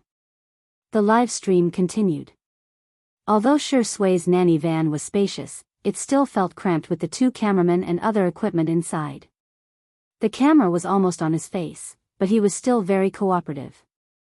First, he chatted about his daily life, then answered the netizens' questions. Do you have any ideas for a new movie? Not yet, I'll be taking a break for a while. Why did you accept this variety show? Well, it's because the concept of this variety show just happens to match my thoughts. Daily life. Shui paused and raised her eyebrows. Are you that curious about me? The bullet screen was filled with a series of "I'm dead" comments. Shui smiled. It's my daily life now.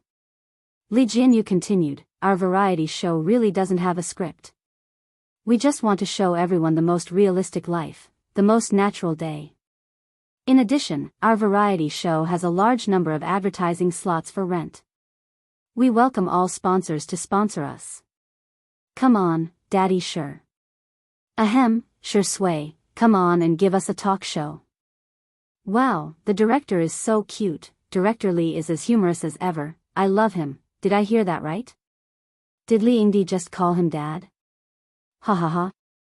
Shui looked helpless, but she still compromised gently. 2 people in 1 room, 3 meals a day, 4 seasons a day. That's what I've always wanted. Your advertisement is my honor. Please contact the production team. Thank you. Muyao headquarters. Director Chen asked, have you found anything? What kind of sponsorship do they have now? One is a car brand, and the other is a watch brand. Shui is the spokesperson for these 2 brands. Other than that, there's also the Xianxia app that Director Li is working with. Director Chen sneered. Just as I thought. These days, without sponsorship, there was no money. It seemed that 2 people in 1 room could only go for the low-budget route. They would probably be filming in a shabby venue later. Chapter 24. Half an hour later. The black nanny van arrived at the entrance of the Xiang family home. The crew members got into position, and the camera panned from inside the van to the entrance of the Xiang family home. The black iron gate that was covered with roses and orchids slowly opened, and the early summer breeze rustled the petals. It was breathtakingly beautiful on camera. Further ahead, there was a garden that looked like Alice in Wonderland with lush greenery and flowers everywhere. The sound of water flowing could be heard from the fountain, and a few white pigeons flew past, forming a perfect composition with the 3-story villa behind. The netizens were shocked. What kind of idol drama is this? Did the production team find a villa for filming? Although everyone was surprised, they didn't pay much attention to it. Even if they hadn't eaten pork before, they had at least seen pigs run. Weren't the male leads in TV dramas supposed to have a villa with a pool and a fountain? In the next second, the camera panned, and the endless vegetable field was reflected on everyone's screen. Am I seeing things? Are these vegetables? I think I see wheat and rapes too. Is that a farm in the distance? Why are there cows and wild boars? There's even a pond. There's a vegetable greenhouse. There's a glass greenhouse. Oh. Bye. Ga. The netizens who originally thought that the filming location was just a villa were shocked beyond words. There was land, vegetables, fish, and poultry. This was simply fulfilling the idyllic dreams of countless people. There was a villa, a garden, and a fountain, which at the same time satisfied the dreams of countless people.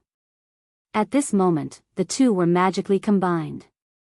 The live stream had only started for half an hour, and everyone was already looking forward to the next content. Wouldn't it be better to pick vegetables and fruits? Wouldn't it be better to have afternoon tea in the greenhouse?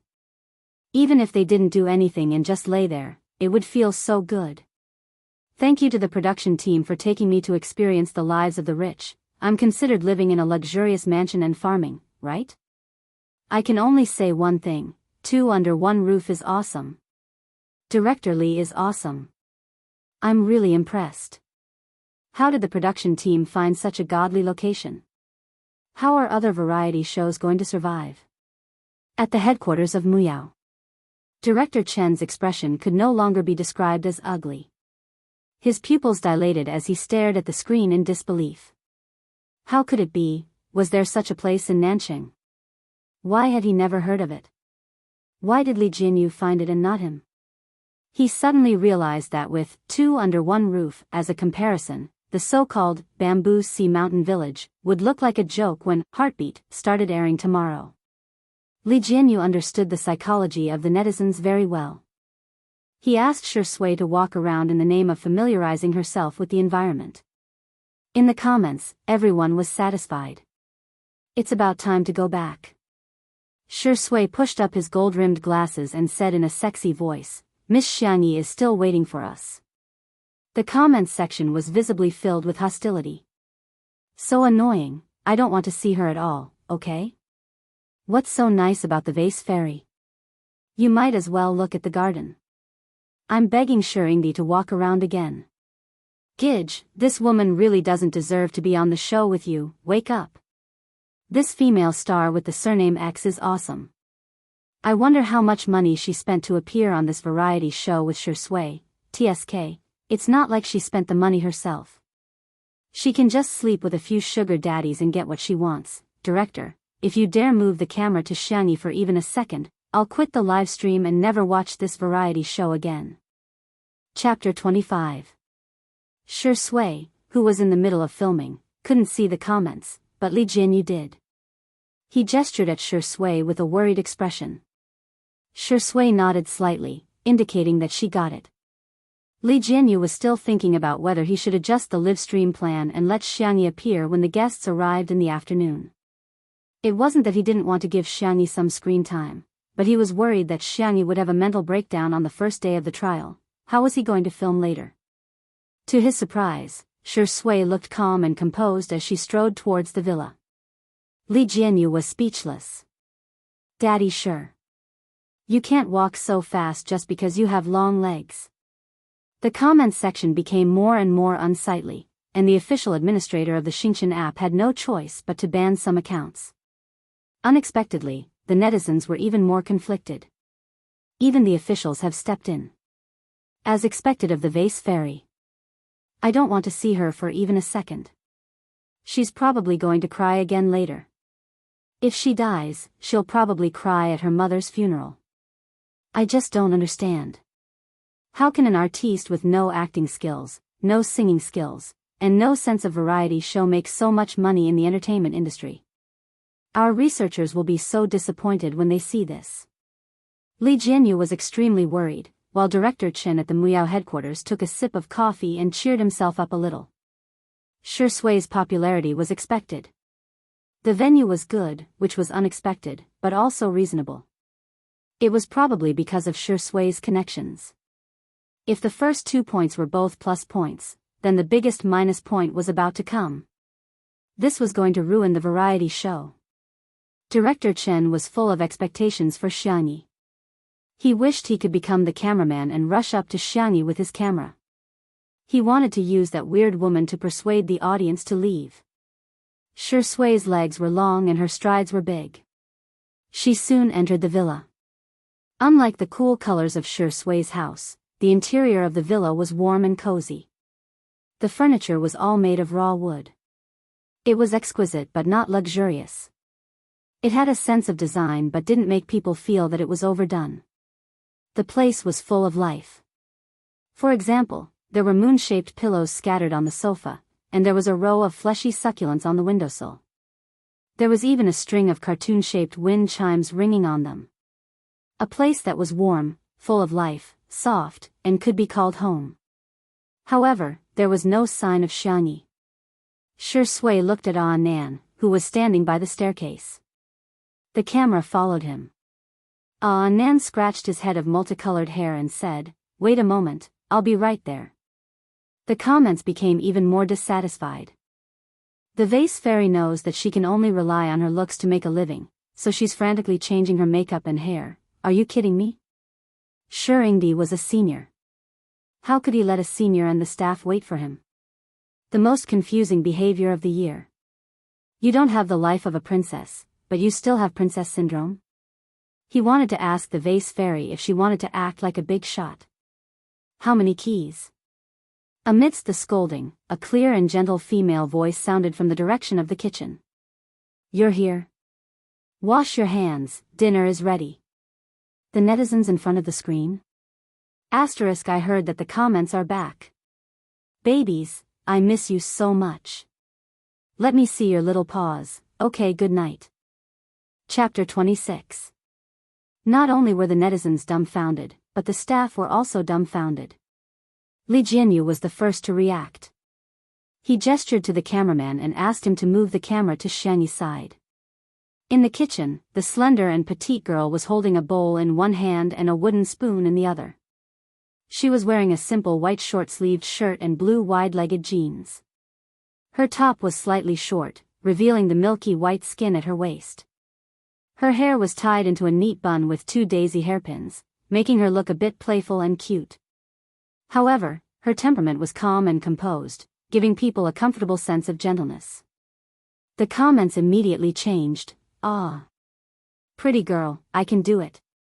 The hairpins are so cute and the clothes are so pretty, please show me the same style. *CK, I can't hate her anymore. She has such a pretty face, why can't she be forgiven?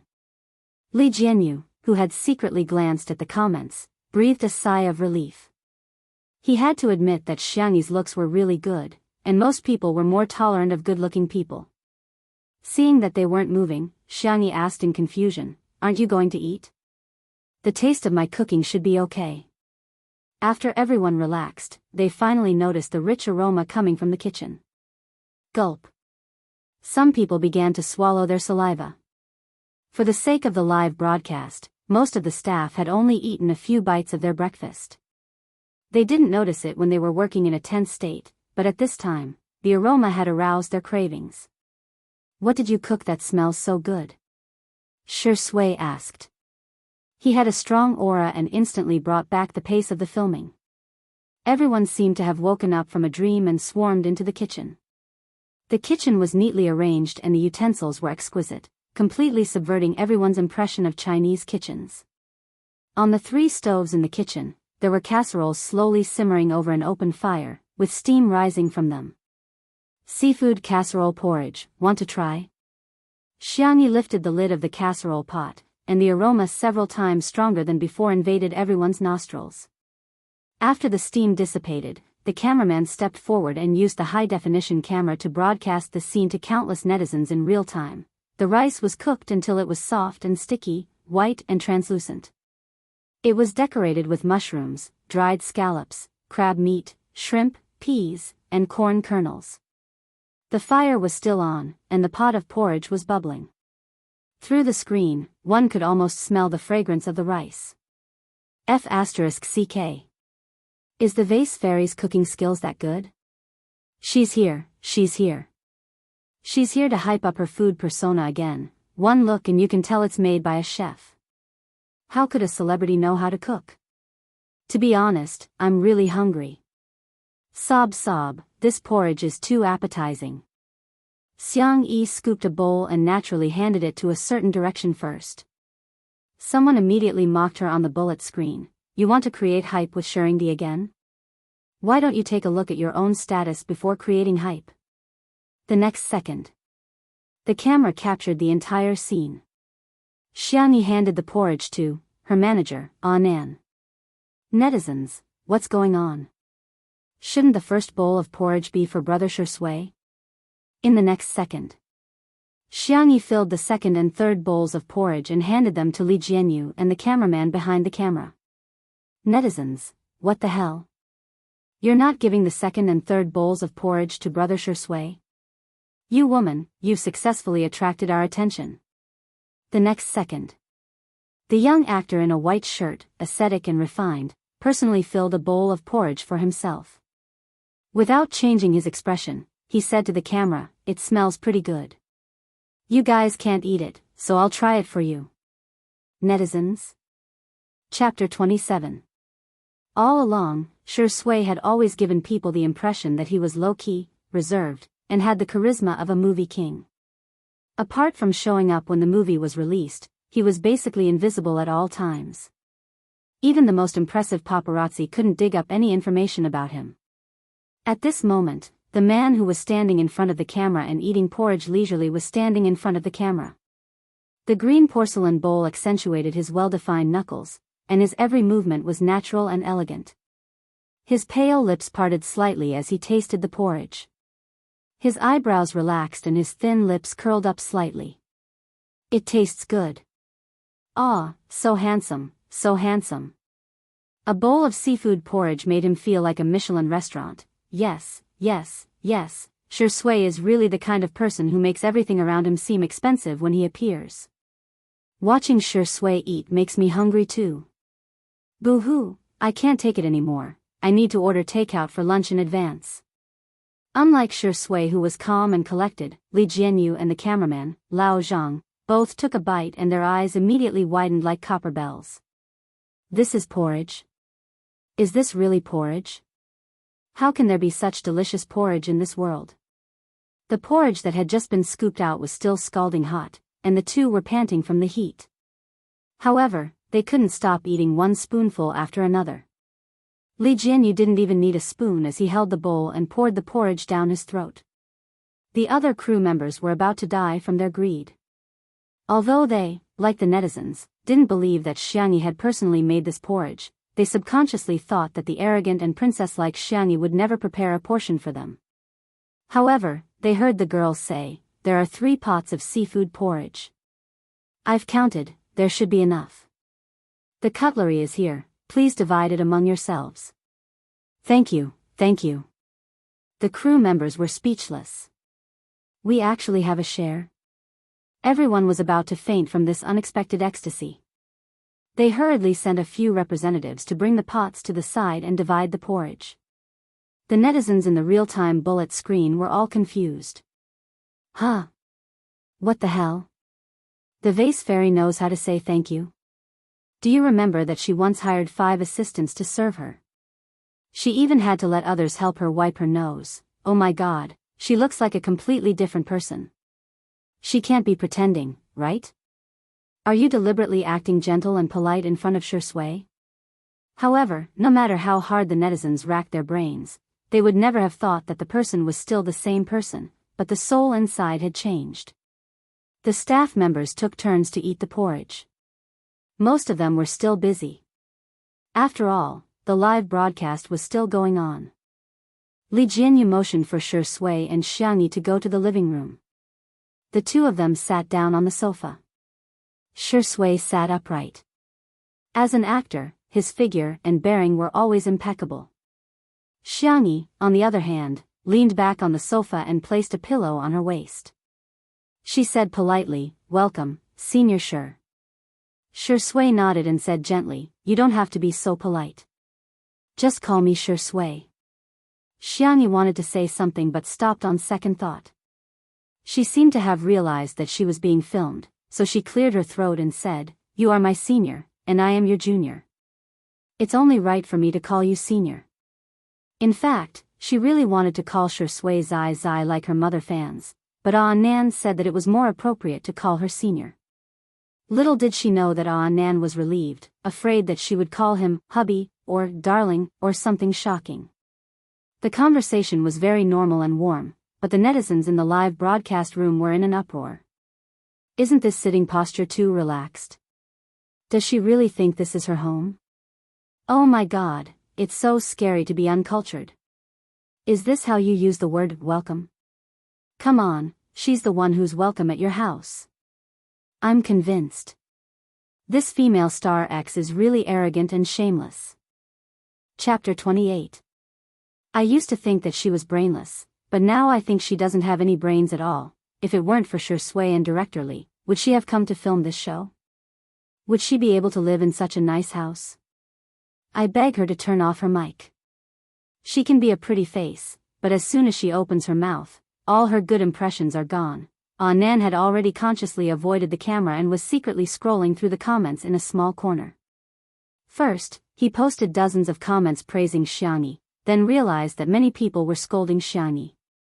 He was so angry that he began to report them one by one. He roared in the comments, "This is Xianxia's home to begin with." However, this comment was like a small drop of water flowing into the tide of tens of thousands of comments. In the blink of an eye, it was drowned out. After exchanging a few pleasantries, Xianxia asked, "Senior, do you want some tea?" Yes. The girl took out the tea set, boiled the water, washed the tea, and brewed it. The spring tea from the pre-Qing dynasty was like jade dew in a delicate and transparent glass cup. Her soft and fair fingertips moved skillfully and elegantly. Just this set of actions alone was pleasing to the eye. Then, he realized that the comments that had been silent just now were now in a formation. So what if she said something wrong? Of course she chose to forgive her. Nan was speechless. Fine, looks like I'm not the only one in this world. After Xianxia brewed the tea, Shui didn't even have time to take a sip when she heard Li Jianyu say, the guests have arrived early. Do you want to go and receive them? Guests. Xianxia remembered that Nan had mentioned to her that the flying guests invited on the first day of the pilot, the artists who only filmed one episode of the variety show, were a father and son pair, the famous director Yan Zhenhua and his youngest son Yan Nai. Yan Zhenhua had helped Shui a lot, and Shui often made guest appearances in his movies for free. The two of them could be said to have met a talent scout, which was also a good story in the film industry. Shui got up. I'll go. Xianxia recalled the information she found yesterday and took a small basket. I heard that director Yan likes to eat cherries. I'll go pick some for you. In fact, compared to Shui's fans, there was someone who didn't want Xianxia to appear on screen more than Xianxia herself. She had passed through countless worlds and reached the pinnacle of starlight, but she had also been stepped on in the dirtiest mud. She had long since become indifferent to other people's likes and dislikes. At the end of the mission, she could have chosen to go to a higher plane, or stay in any world she was about to cross. But Xianxia chose to come back.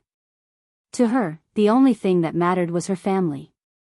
She was about to leave when Shui stopped her. Miss Xianxia, the manor is so big. Can we add each other on WeChat for convenience? Shui had a pair of peach blossom eyes. When he looked at people with a faint smile, it always gave people the illusion that he was very affectionate. The netizens in the live stream. No. I do not agree. Brother, you are not allowed to add her.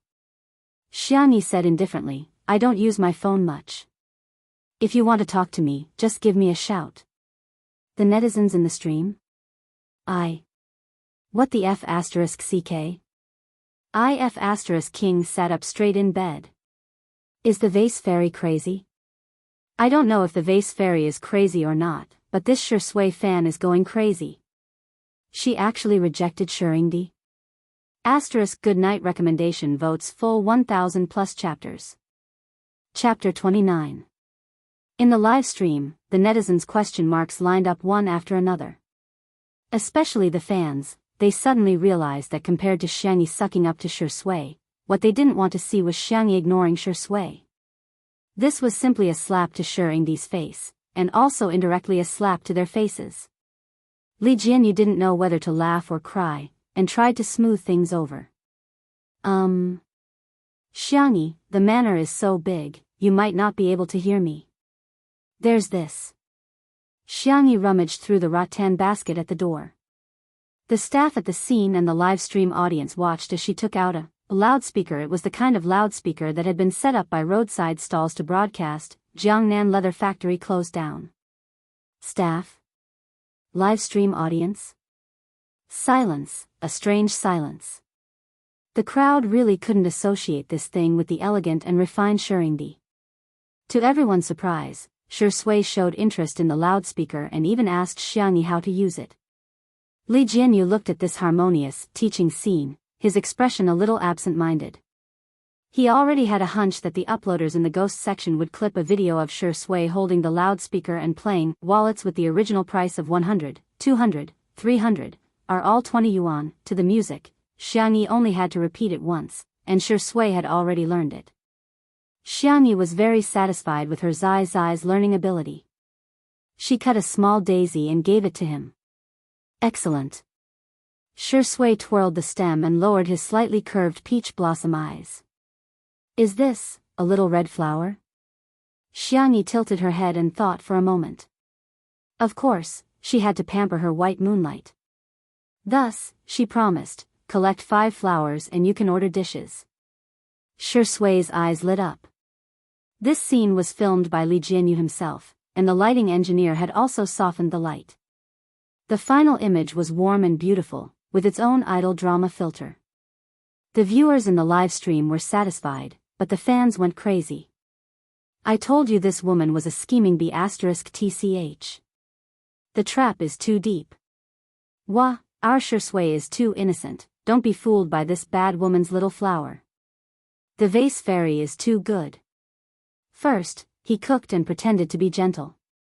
Then, he played hard to get and refused to add her on WeChat. Then, he offered flowers in exchange for vegetables. Who could resist that? Muyao TV. Director Chen's eyes were dark and gloomy. He lowered his head and quickly wrote something on the sticky note. Shi Sui walked to the gate just as the cars of the two guests arrived. Yan Zhenhua had a square face. When he wasn't smiling, he looked serious and fierce, but when he smiled, he looked a little silly. Now that he was middle-aged, his figure was inevitably a little out of shape. He had skewers in one hand and a beer belly in the other. Yan Nai, who was beside him, had a thin build. His facial features were good-looking, but his cheeks were a little round and chubby. Dressed in a sporty and casual style, he gave off a youthful vibe. Director Yan, long time no see. Shi Sui took the initiative to greet him. Yan Zhenhua smiled brightly and patted him on the shoulder. After exchanging a few pleasantries, he had Yan Nai greet him. Yan Nai hadn't officially debuted yet, so he looked a little shy in front of the camera. Hello, Uncle Shi. Does it make you sound old by calling him that? Why don't you call him Big Brother? Yan Zhenhua teased. Shi Sui gently said, let him be. Just call him a kid. I'm old enough to be an uncle anyway. The live comments, little brother is so cute. Debut online. I want Shirindi to call me a kid too. You're only 27 years old. You're not old at all. You're big brother, not uncle. Chapter 30. Because they were old acquaintances and good friends, the atmosphere was very harmonious. When they entered the manor, the Yen father and son, who had seen the world, couldn't help but be amazed. This place is great. Nai, our yard is too small. Otherwise, would also want to plant some vegetables. Yan Zhenhua sighed. Yan Nai nodded, his eyes filled with envy. He wasn't interested in vegetables, but he wanted to plant some flowers. This was probably the Chinese people's natural planting genes. The father and son spoke the hearts of the netizens. After all, the pace of life nowadays was so fast. Who wouldn't yearn for such a beautiful rural life? The three of them walked to the door. Xianxia had also returned after picking cherries. The girl took off her straw hat and politely greeted Yan Zhenhua. Hello, Director Yan. You must be tired from the journey. Director Yan rarely went online, so he didn't know much about Xianxi's dark history. He only thought that the girl was pretty and polite, so his first impression of her was quite good. Yan Nai's eyebrows and eyes resemble yours. He's even more handsome than in the photos. Xianxia praised both father and son. Shi Sui couldn't help but raise her eyebrows. He was just a child. What was there to distinguish between handsome and not handsome? Parents liked it when others praised their children. Director Yan was no exception. The corners of his eyes crinkled as he smiled. Nai, call her sister. Yan Nai stared at Xianxia for a few seconds. The teenager didn't know how to hide his emotions, so he said reluctantly, hello, sister. Xianxia sensed that he seemed to be a little resistant to her, but she couldn't be bothered to investigate. She had always been more patient with girls and children. I just picked some cherries from my yard. I'll wash them with salt water. As she spoke, everyone's eyes fell on the small basket she was carrying. The wicker basket was exquisite and small, and it was filled with cherries. It was the season for cherries to ripen. Xianxia had chosen ripe cherries. The fruits were plump and round, and they were so red that they were almost purple. Just looking at them made people salivate. Xianxi's movements were nimble, and she quickly washed it and brought it over. Director Yan loved cherries. He picked one up and stuffed it into his mouth. It tasted juicy and fleshy, and the sweetness was amazing. He exclaimed, "Cherries grown in our own fields are so sweet." Yan Nai was indecisive. Thinking of the messages on WeChat, he was conflicted about whether or not he should eat the cherries this woman washed. The bullet screen was still lively. As a cherry lover, I'm so envious. We don't produce cherries here, so we can only buy them from other places. When will I be able to experience this kind of life of picking and eating fresh? My land? I want to ask, does being an artist really not require a brain? Your home. Can your family live here? Aya, it's just a variety show, don't take it so seriously. This is the girl's home during filming, dog Yen, get lost. Can't you say that you're rude? Can you do whatever you want just because you're good looking? While they were arguing, Li Jianyu's voice came from the broadcast room. Okay, that's all for the morning trial. We'll adjust the equipment and continue in the afternoon. The netizens were speechless. The screen turned black just like that. Countless people still wanted more, so they flocked to the official account of Two Under One Roof to urge him to update. Muyao TV. The employees sat upright and watched the live stream for more than an hour. Their necks were a little sore, and everyone looked at Director Chen in unison. Director Chen's expression was gloomy. Inform everyone that we're having a meeting. Get the person in charge of the PR department to come see me. Shui shouldn't be criticized, right? It didn't matter. That Xiang Yi, who didn't know any better, was a ready-made live target. Chapter 31.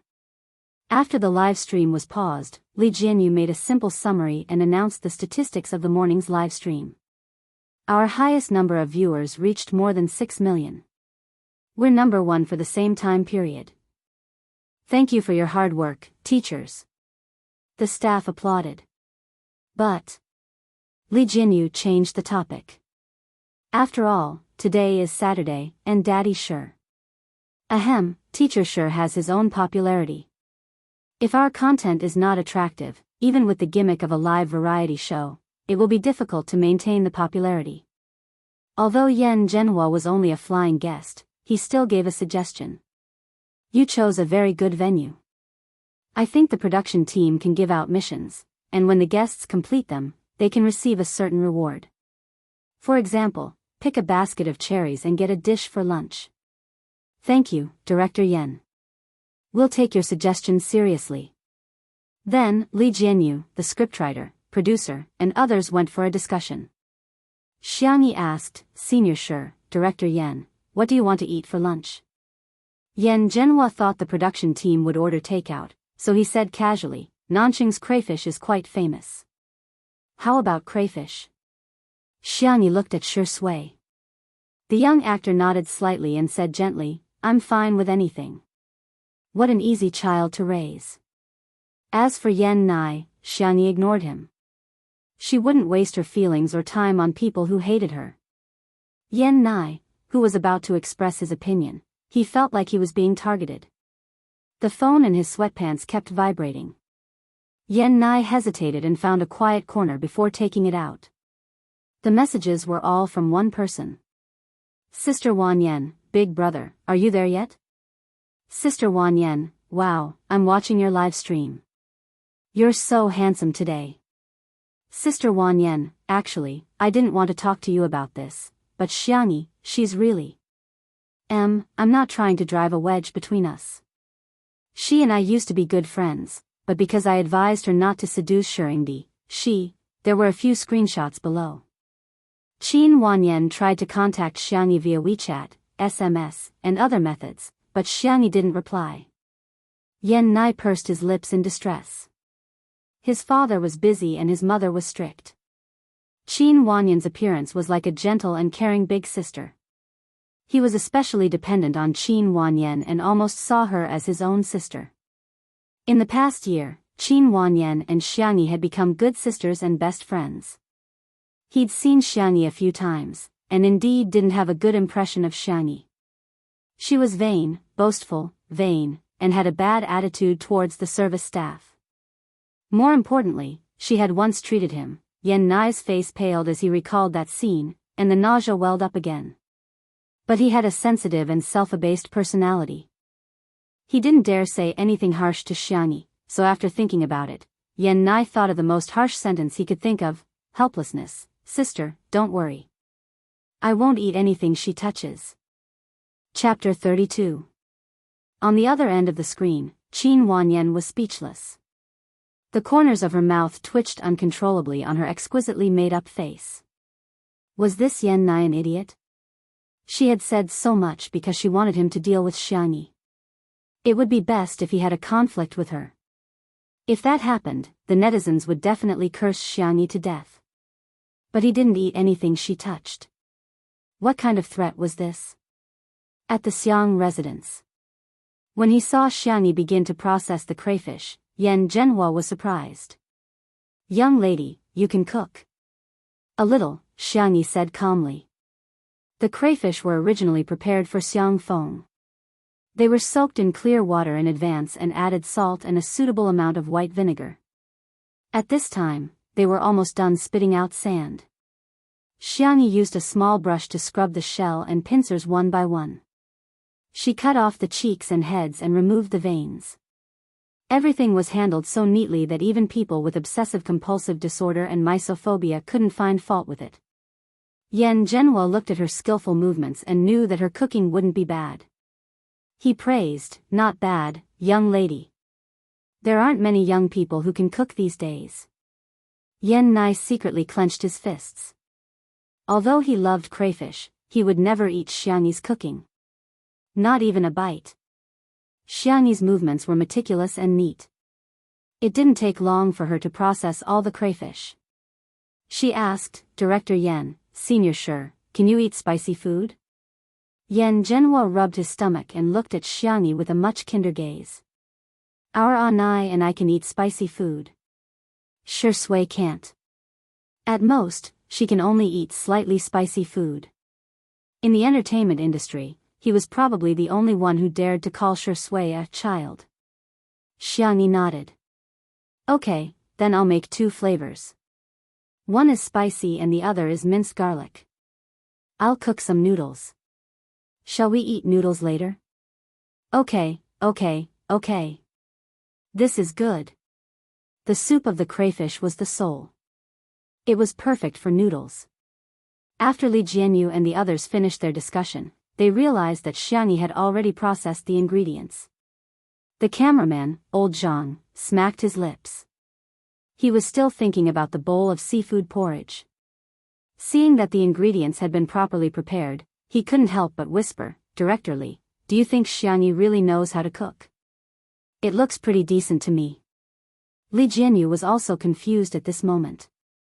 He had never heard that Xianxia could cook. Click, the switch of the stove is turned on, and the blue flame jumps up. Xianxia calmly heats up the oil, puts in scallions, ginger, and garlic, and stirs up the fragrance. After the oil is heated up, she adds a piece of self-made beef oil hot pot base. The overbearing and barbaric aroma quickly fills everyone's nostrils. There was only one word to describe it: fragrant. Old Zhang and Li Jianyu looked at the little girl with thin arms and legs in a daze as she stir-fried a big pot of crayfish. She even tossed 2 ladles.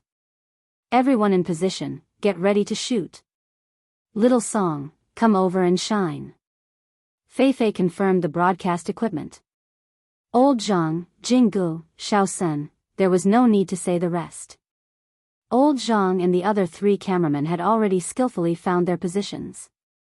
Slurp, I'm so hungry. Good night. Chapter 33. The 3 cameras were filming from different angles.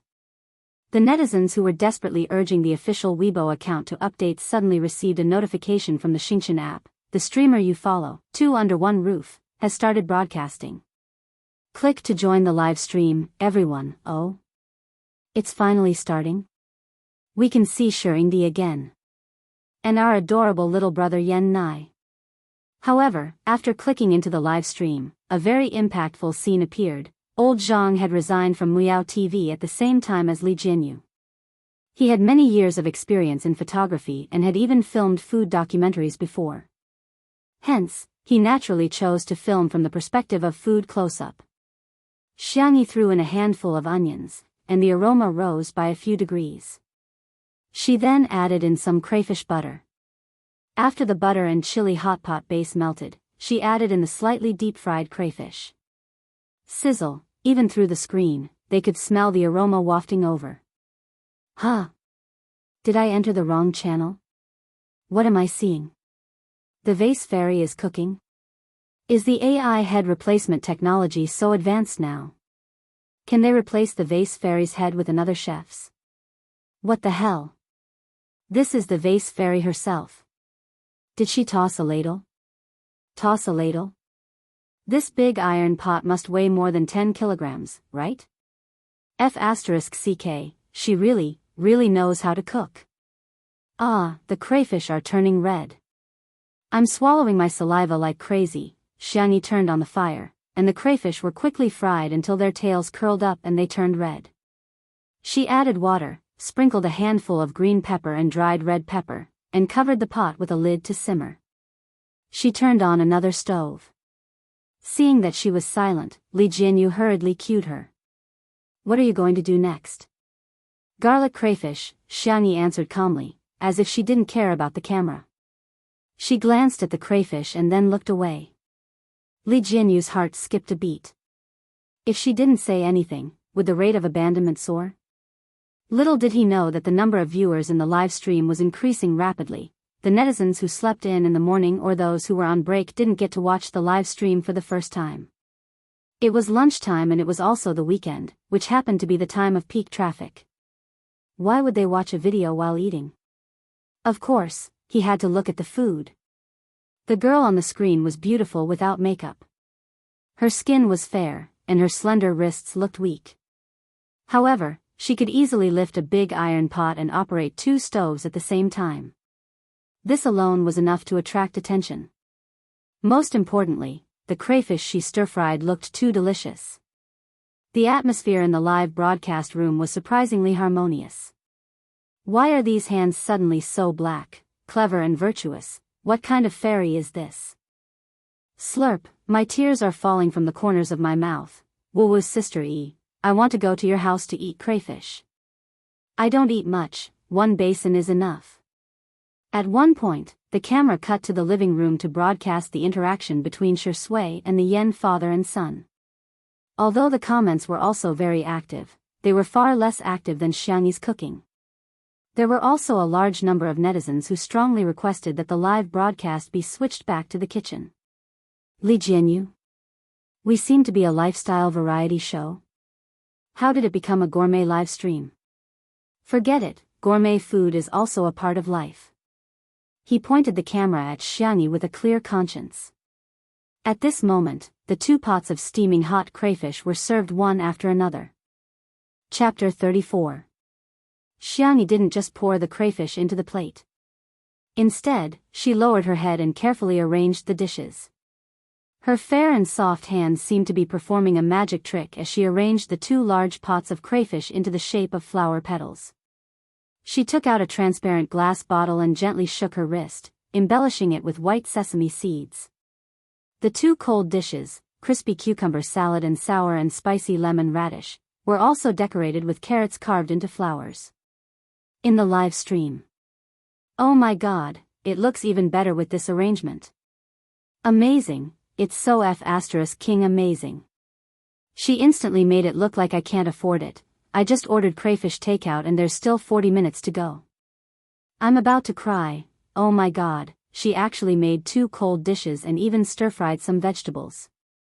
What kind of logical planning ability is this? You're exaggerating. She just knows how to cook. Which of the chefs in the East isn't better than her? That's right, what's the point of making it so fancy? Who has so much time and energy to arrange dishes?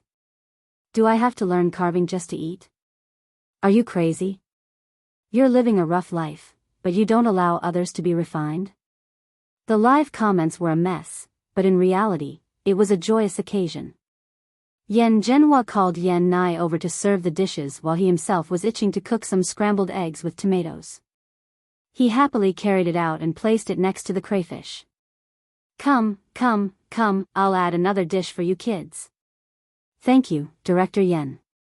The location for the meal was in a pavilion in the garden, surrounded by a sea of flowers and birds flying past from time to time. It was so beautiful that it looked like a scene from an anime. Yan Zhenhua was craving the moment he smelled the aroma. He didn't even bother to put on disposable gloves as he peeled a spicy crayfish. The rosy and glossy crayfish had been handled very cleanly without a trace of odor or dirt. The moment it entered his mouth, the fresh and spicy soup splashed out between his lips and teeth. The smooth and tender crayfish meat only felt numb after he swallowed it, but more than that, there was an endless aftertaste. You're a good cook, young lady. Yan Zhenhua praised sincerely before immediately peeling another one. Spicy enough. It's strong enough. All chefs would be very happy when their food was recognized, and Xiangyi was no exception. She smiled and pushed a pot of boiled edamame in front of Yan Zhenhua.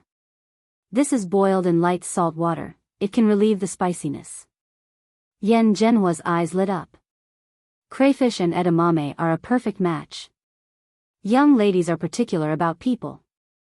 Shui couldn't eat spicy food, so she chose the garlic-flavored one. The young and handsome man slowly put on his gloves and peeled the prawns in a refined manner, as if he was cutting a steak in a top-notch Western restaurant. After entering the mouth, the aroma of garlic bloomed on the tip of the tongue, but it was not choking. Instead, it blended with the aroma of various spices. The spiciness of the green pepper was neutralized with sugar, and the sweet and spicy garlic taste was easily acceptable. Shui's movements were still graceful, but her eyebrows were relaxed and her long legs were slightly bent. She was in an extremely relaxed posture. The only one who was in pain was Yan Nai. The aroma of the two flavors of crayfish wafted into his nose.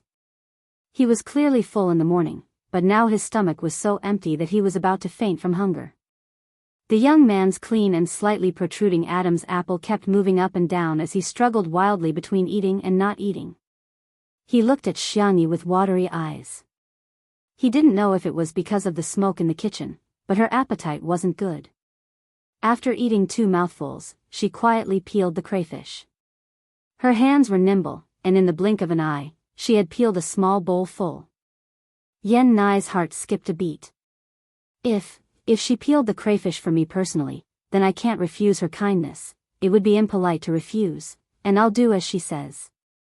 Chapter 35. Just one bite. The young man clenched his fists, nervous and expectant. Unexpectedly, Xiangyi placed the bowl of peeled prawns in front of Yan Zhenhua and continued peeling the garlic prawns without a word. Yan Nai, so it wasn't for me. In her beautiful and clear eyes, a trace of disappointment flashed uncontrollably. The live comments were filled with sarcasm and ridicule. Hey, I thought highly of the vase fairy because of her cooking skills, but I didn't expect her to lick Director Yan's boots so easily. It's all about the dishes. Director Yan is a big shot in the film industry after all. She probably wants Director Yan to arrange a role for her, but she doesn't know how bad her acting skills are. She's still peeling. Is she going to give the next one to Shurindi? This woman is so disgusting. Will she die if she doesn't please men? Forgive me for being blunt, but I don't think her cooking is that good. Director Yan and Shurindi probably ate it out of respect. Didn't you see Yan Nai only eating tomato scrambled eggs? In the blink of an eye, Xiangyi finished peeling the second bowl. The netizens who had been scolding her non-stop suddenly entered a strange gambling mode. I bet 50 cents that this bowl is definitely for Shui. No, I think this scheming woman should give it to Yan Nai. I'm dying of laughter. Your brother hasn't even debuted yet. What's the use of her being nice to him?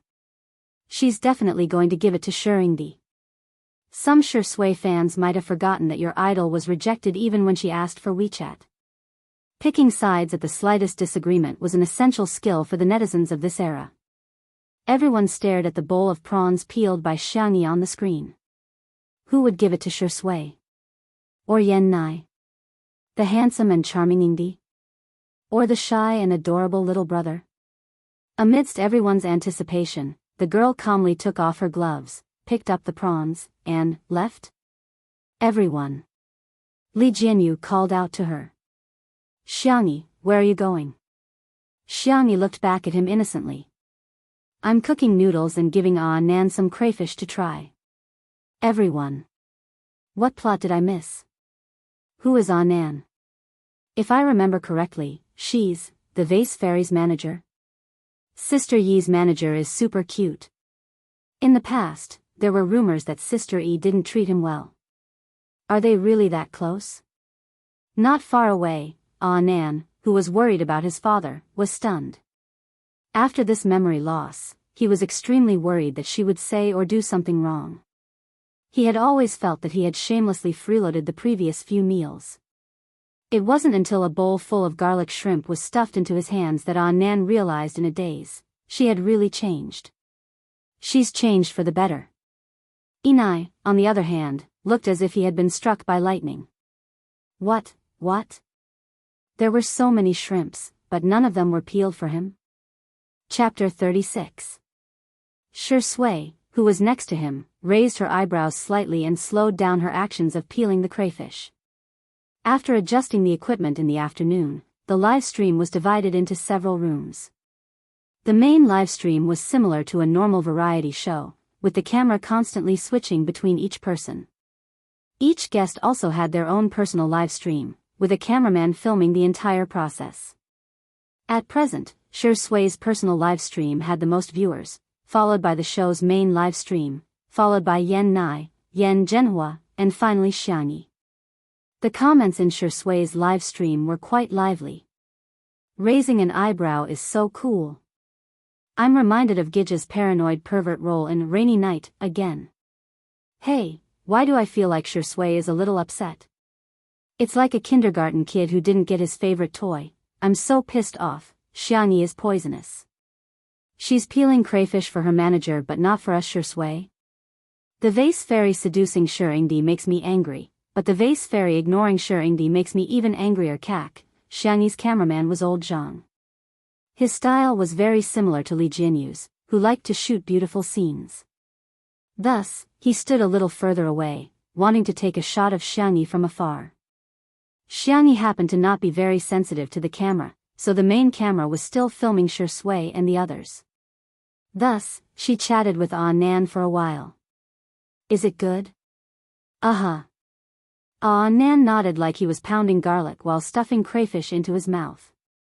The delicious food made him less vigilant, and he didn't notice old Zhang in the distance.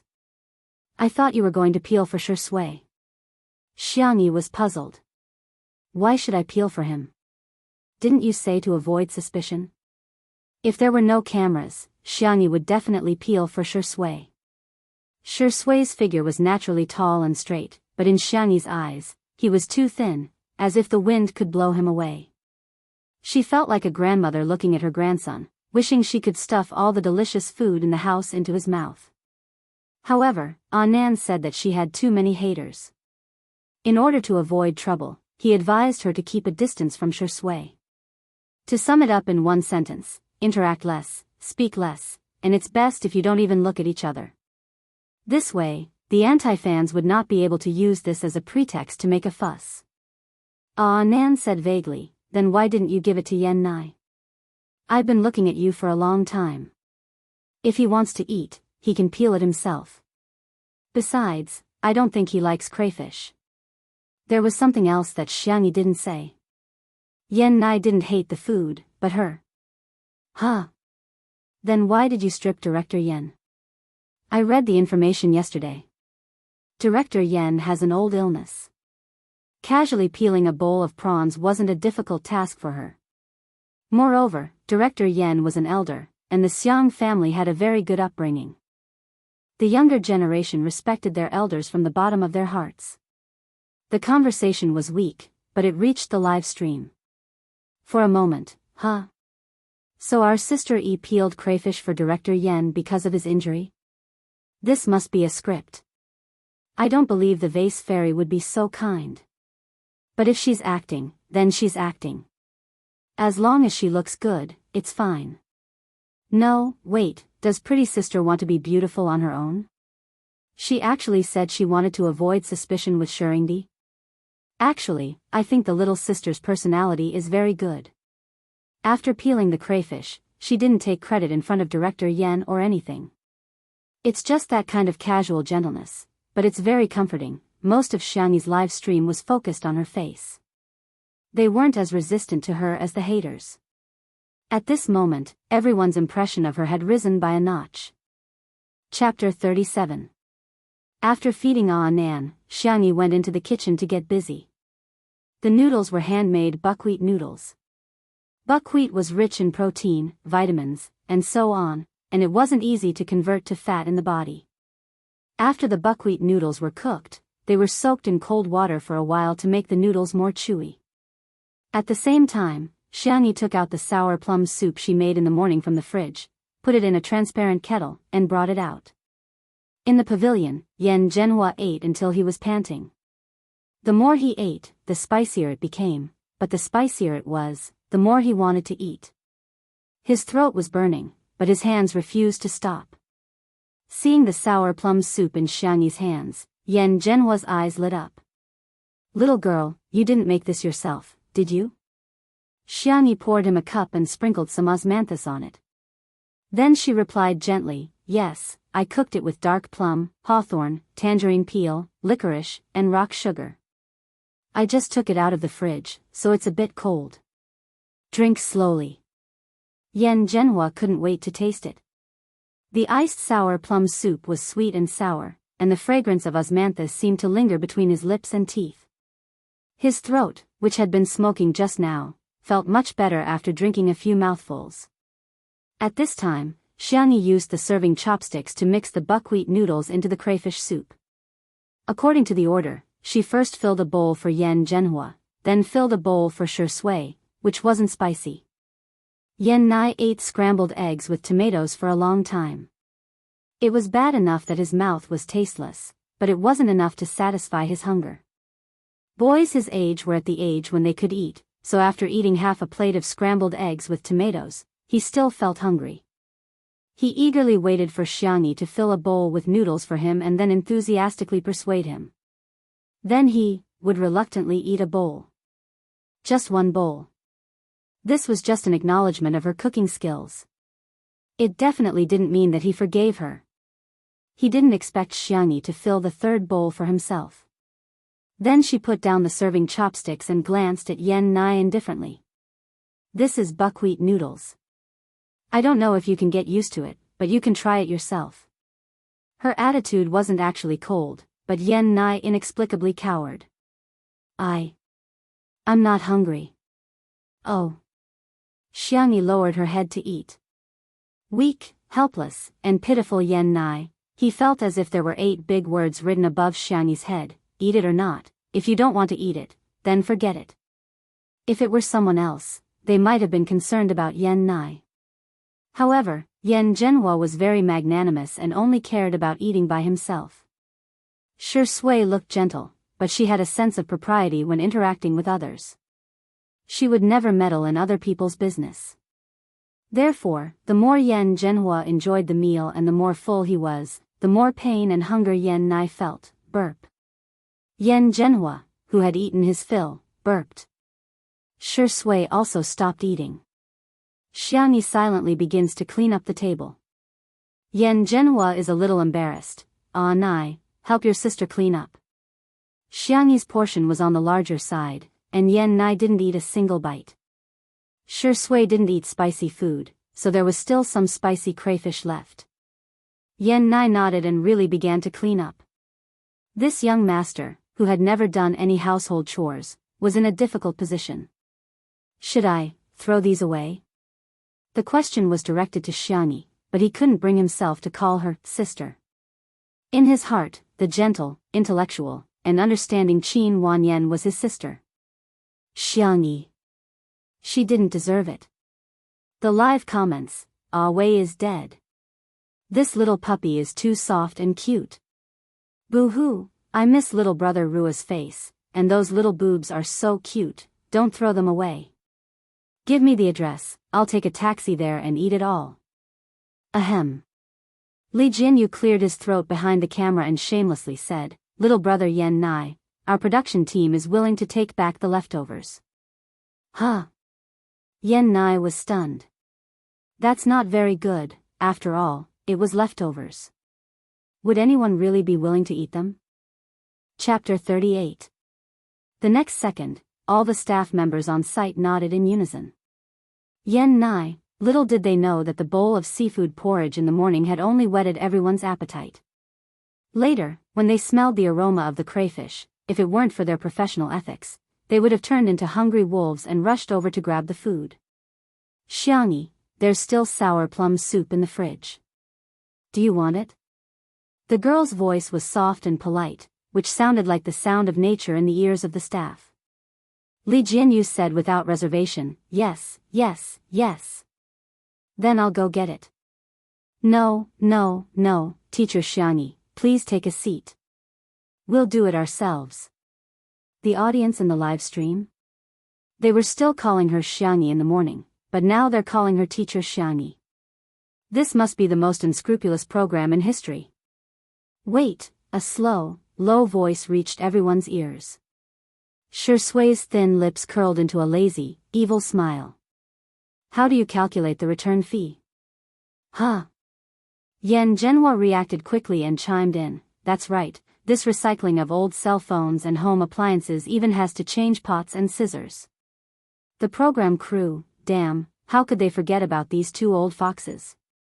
After some negotiation, Shui proposed a humiliating clause.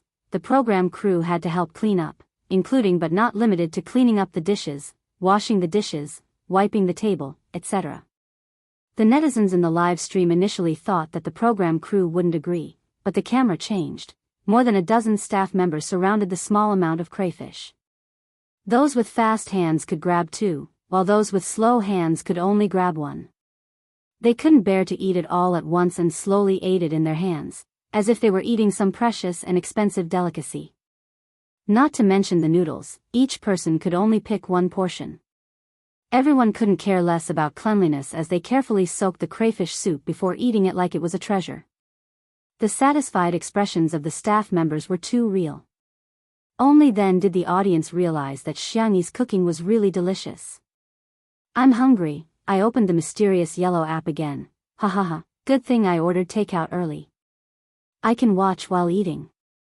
The earlier I spend, the earlier I can enjoy. I'm dying of laughter. In other variety shows, it's always the production team squeezing the guests dry.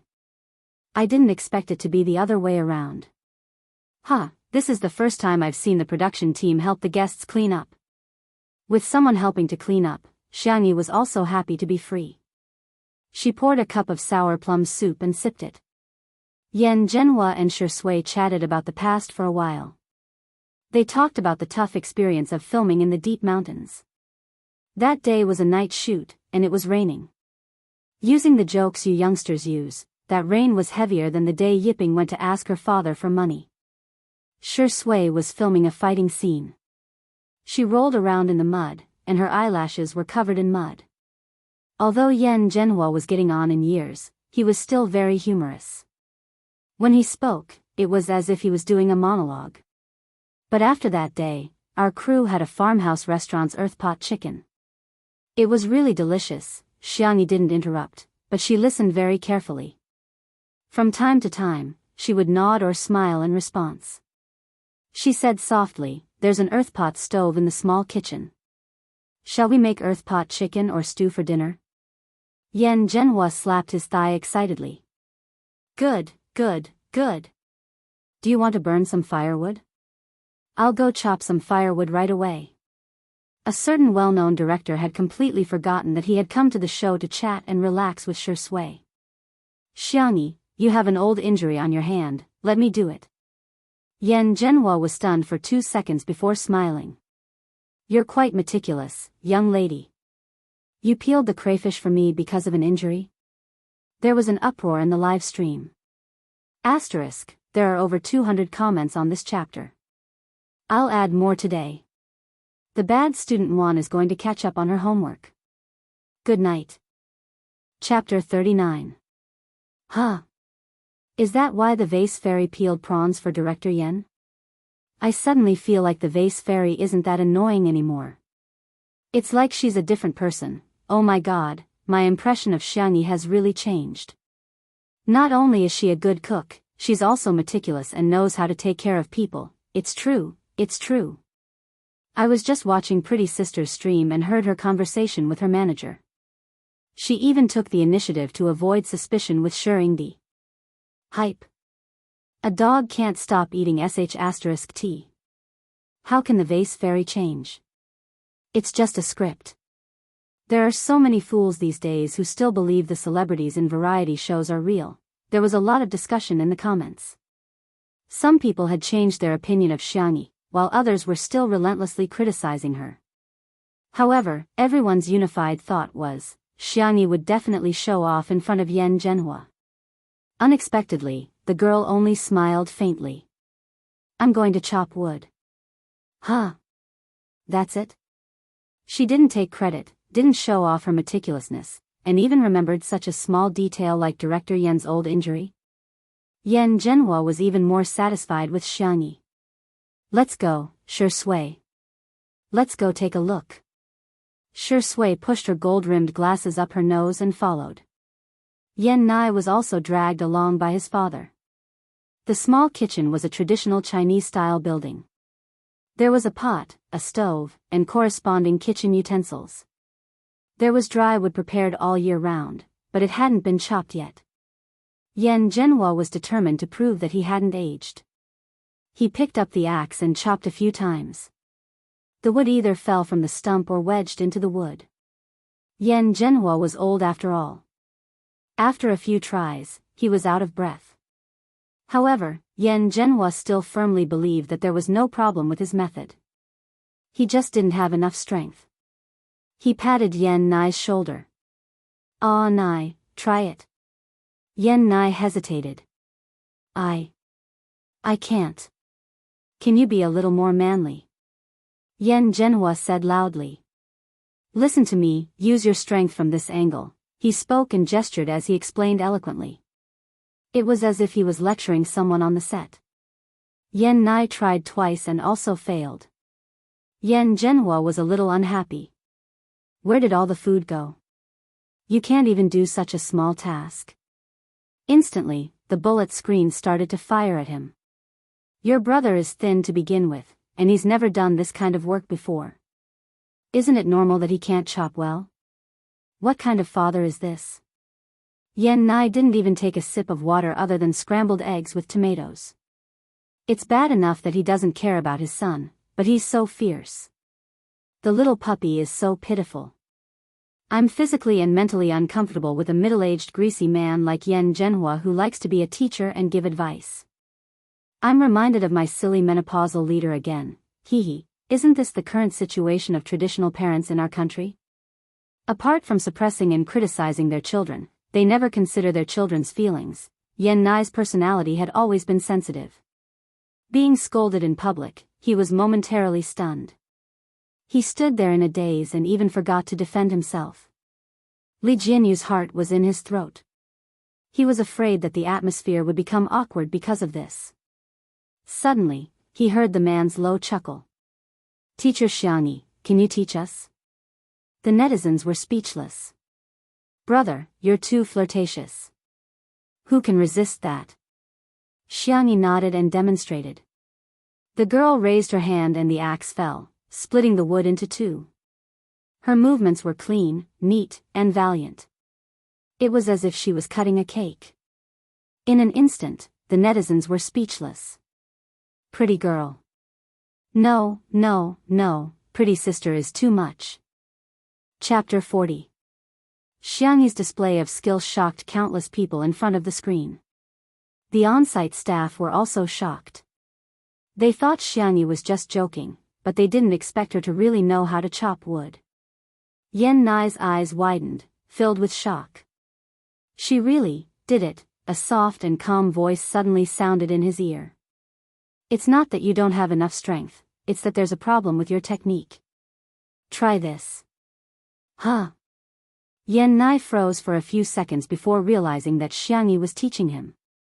She slowed down her movements, her tone was patient, and her explanation was logical. Yan Nai tried it after listening and actually managed to chop a slightly smaller piece of wood. Yan Zhenhua was happy, but he was a typical male chauvinist. He snorted. You only chopped one piece, what's there to be happy about? He didn't think much of it. After all, Yan Nai's grandfather and his father had taught him this. Yan Nai's eyes that had just lit up gradually dimmed. Live comments. Yan Zhenhua is poisonous. What's wrong with praising your son? Must you attack him like this? A round of applause rang out. It was Xiang Yi who was supporting him. That's amazing. Yan Nai shyly clenched the wooden handle of the axe. It's nothing, she was the woman he used to hate, but now he was being praised, very happily. Shi Sui's lips curved slightly as she cooperated. Yeah, Anai is good at learning and practical. The young boy was even happier. If he had a tail, it would probably be wagging. Xiangyi looked at Yan Zhenhua and smiled.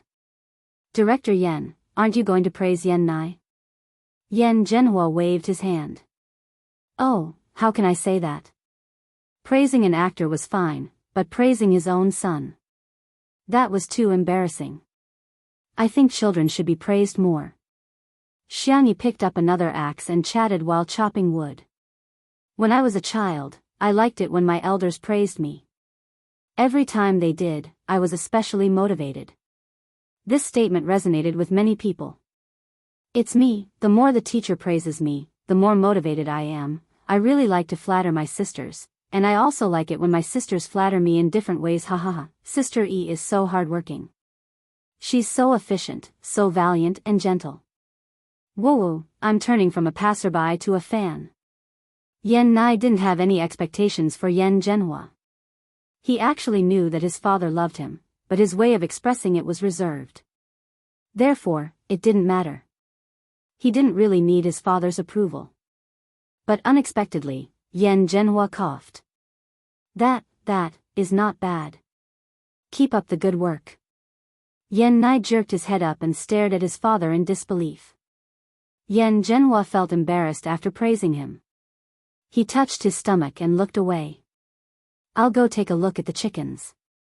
I can't chop firewood, but I'm good at killing chickens. Chapter 41. The live comments, huh?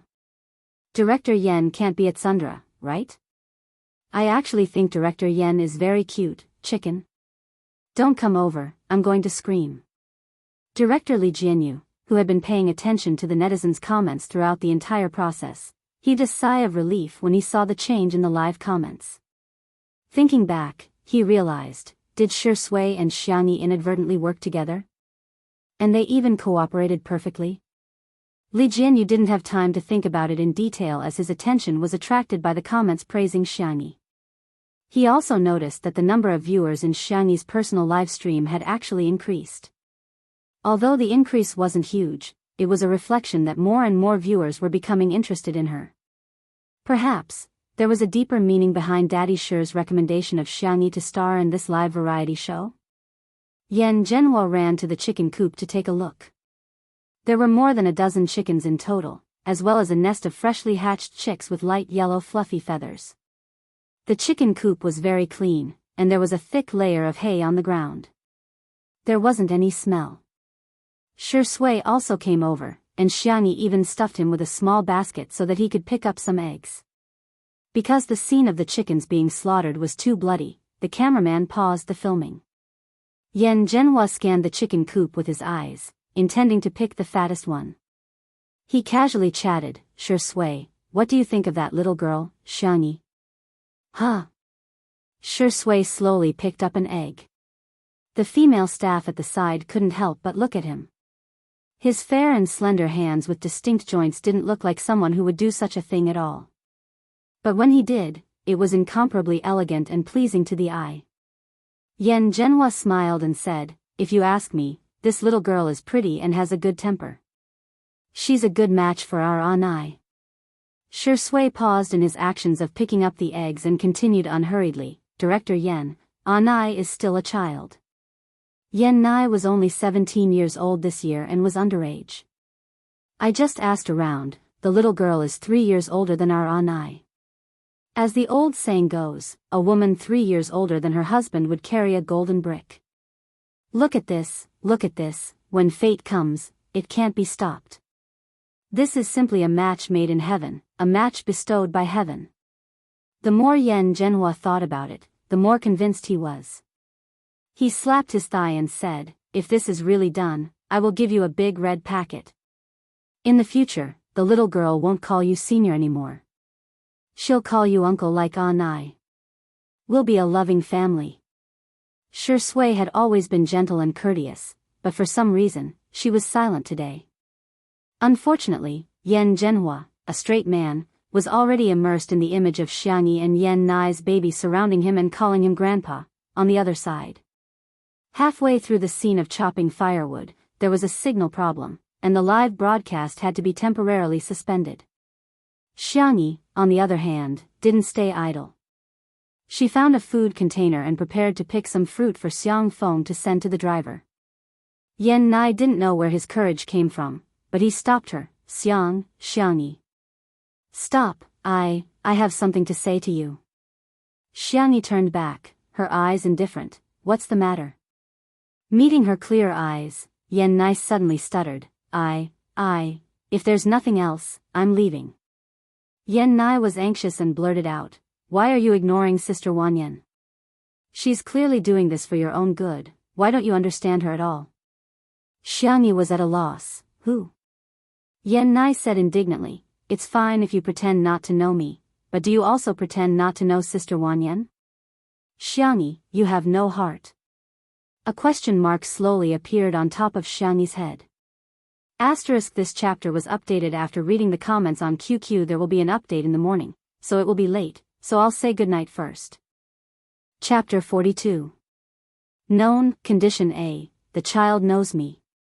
Condition B, the Sister Wanyan that the child mentioned knows me. Condition C, I don't know them. From this, it could be understood that he was a friend of the person who occupied her body. After sorting it out, Xiangyi said good-naturedly, sorry, I lost my memory. I forgot all the memories of the past year. How could Yan Nai believe her? The little boy trembled with anger. You're lying again. You used to lie all the time, saying you lost your memory and tricking Sister Wanyan into being nice to you. He lowered his eyes, feeling wronged. Why did you pretend you didn't know me? You were the one who confessed to me, and the one who touched my hand was also you, Xiangyi. In a flash, Xiangyi understood what was going on. No wonder Nan and Xiang Feng always used the word waste. Well, it was on. So the one who occupied her body was a sea king? Thinking of the scumbag who took the little white flower to break up with her, Xiangyi actually felt a little pity for him. He cuckolded at her, she cuckolded at him, she cuckolded at him, she cuckolded at him, he cuckolded at her. This was simply like a wonderful frog eating a wonderful crispy horn, wonderful entering Mickey Mouse's wonderful house, wonderful to the extreme. The little boy's eyes were red, and his eyelashes were stained with moisture. His bad attitude towards her had a reason, so Xiangyi couldn't help but feel a little more like spoiling a cub. Yan Nai, look at me, look into my eyes, okay? The girl softened her voice, almost coaxing a child. Yan Nai hesitated, then raised his eyes. Xiangyi patiently explained, have you ever heard of dual personality? Maybe you don't believe it, but in the past year, do you really think the Xiangyi you knew and the current me are the same person? Yan Nai was stunned. Indeed, they didn't look alike. That Xiangyi had frivolous eyes, vain and pompous, and when she touched his hand, it was really disgusting.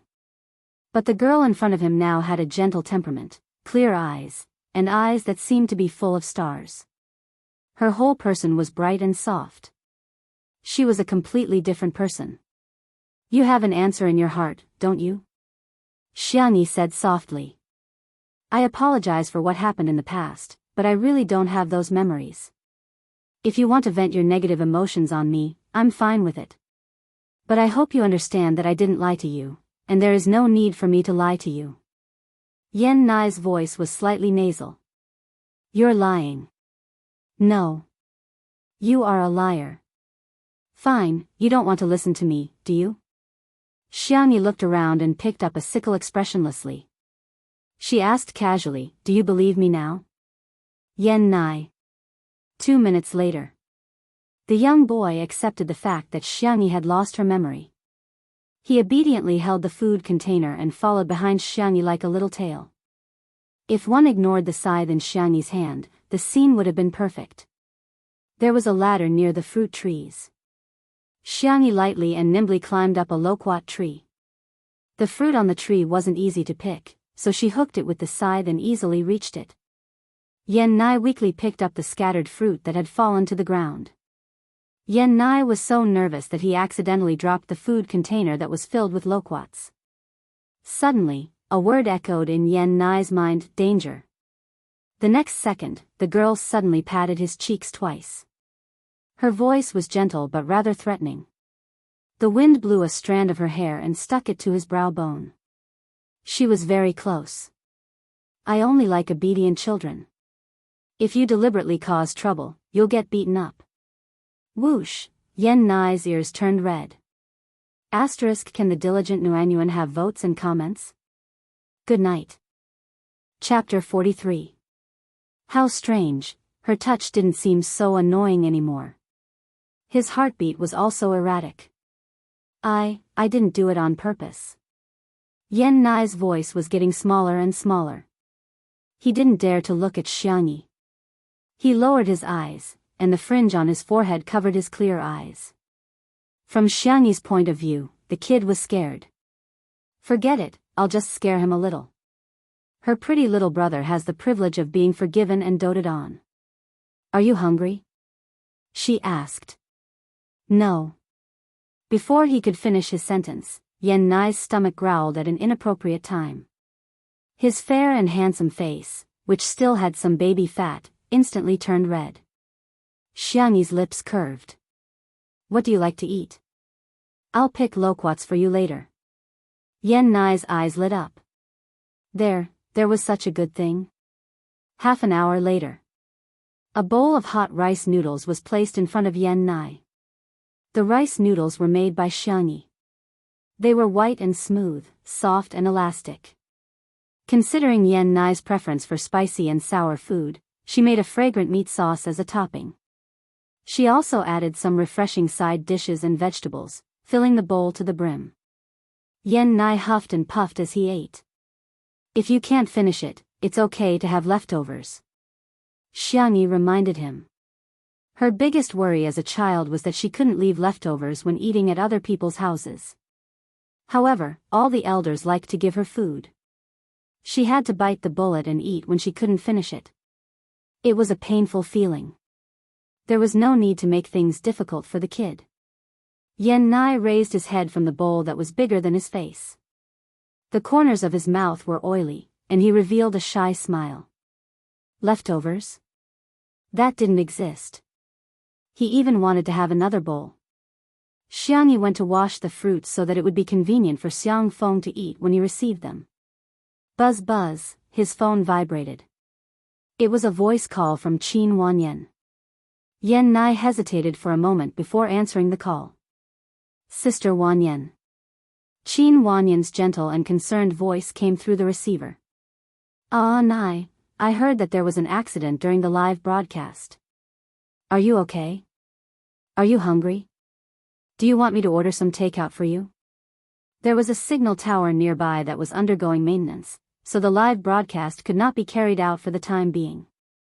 The program team posted an apology on Weibo. Thank you, Sister Wanyan, but there's no need. Yan Nai's heart was warm. Qin Wanyan's concern always made him feel very happy. Qin Wanyan chose her words carefully. Big brother, I saw that you only ate scrambled eggs with tomatoes during dinner, but Xianxia didn't even try to persuade you. Sigh, after what she did to you, she left a shadow in your heart. She doesn't even care about you, Yan Nai spoke sternly. Sister Wanyan, Sister Xianxia lost her memory.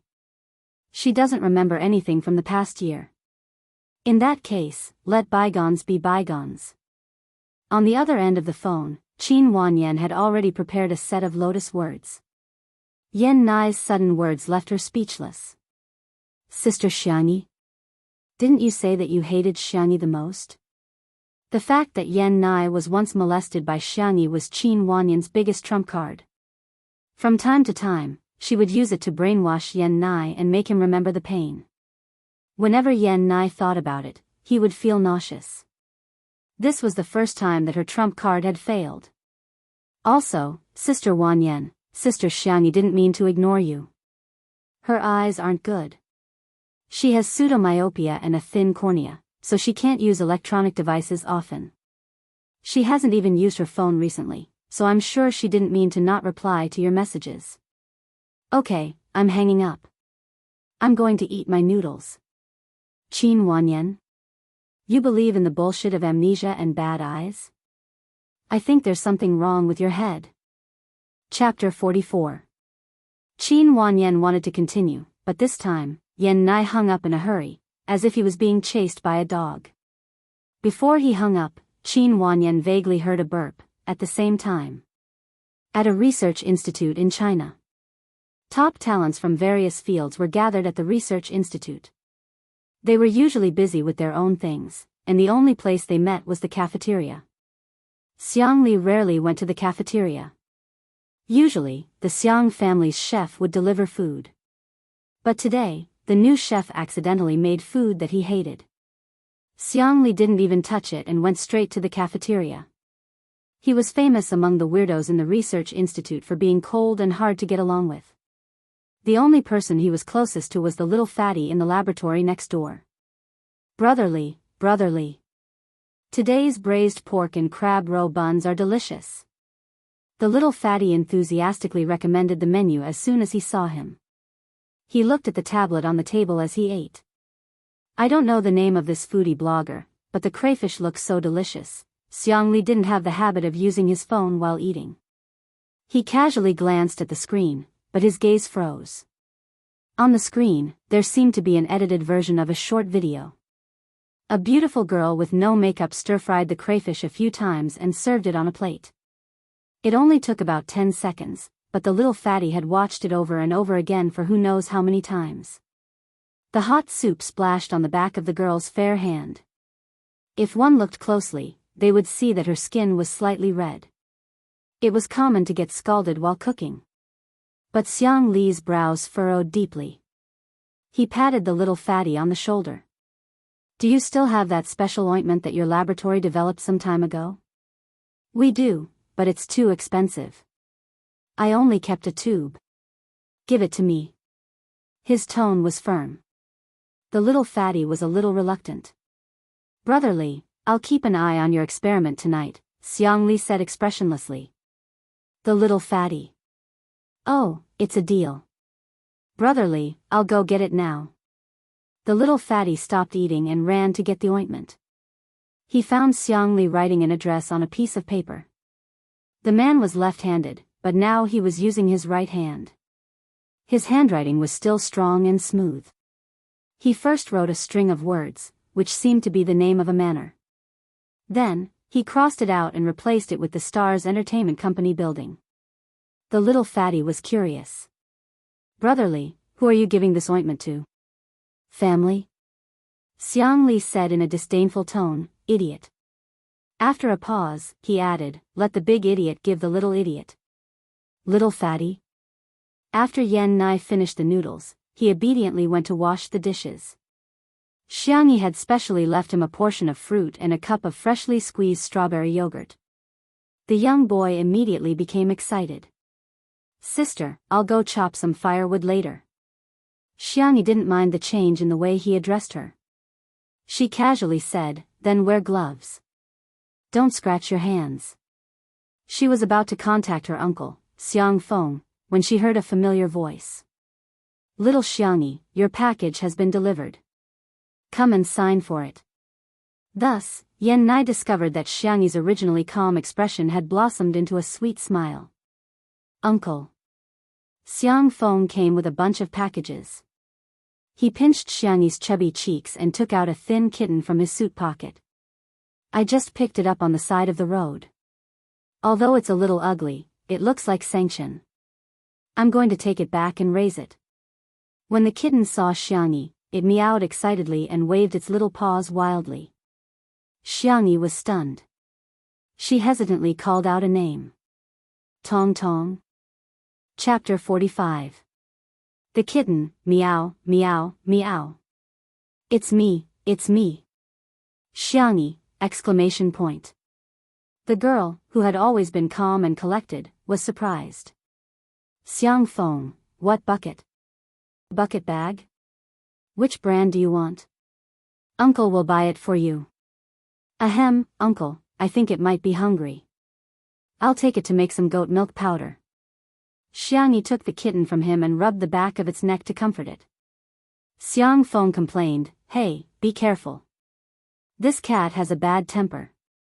It almost scratched me just now. Meow. The little kitten with a bad temper that he was talking about, nudged Xianyi with its head aggrievedly, and was extremely coquettish. Xiang Feng, fine, it wasn't the first time he found out that little Xianyi was liked by small animals. As for him, he probably had a body that even dogs despised, in the kitchen. Xianyi's voice was soft. Tong Tong, how did you become a kitten? Didn't you say that you would become a tiger? When she was about to transmigrate to this world, Xianyi had a cute and adorable system. Of course, Tong Tong refused to admit that it was cute. Xianyi was its last host. After completing the task, it could obtain a real body through a stream of data. Because Xianyi had told it about Chinese mythology when she was bored, Tong Tong especially liked the white tiger mythological beast and was determined to become a majestic white tiger in the future. However, it didn't know where an accident came from. It didn't reincarnate as a white tiger, but as a little white cat. Meow, meow, meow, meow. I'm so angry. Tong Tong's life was so difficult. Xianyi rubbed its flat belly and quickly made it a bowl of goat milk powder. Good boy, drink some milk first. I'll make some cat food for you. Tong Tong, meow, meow, meow. I'm not a cat. Xianyi held back her laughter and coaxed softly. Okay, we're not little meow, we're Xiao Nao Fu.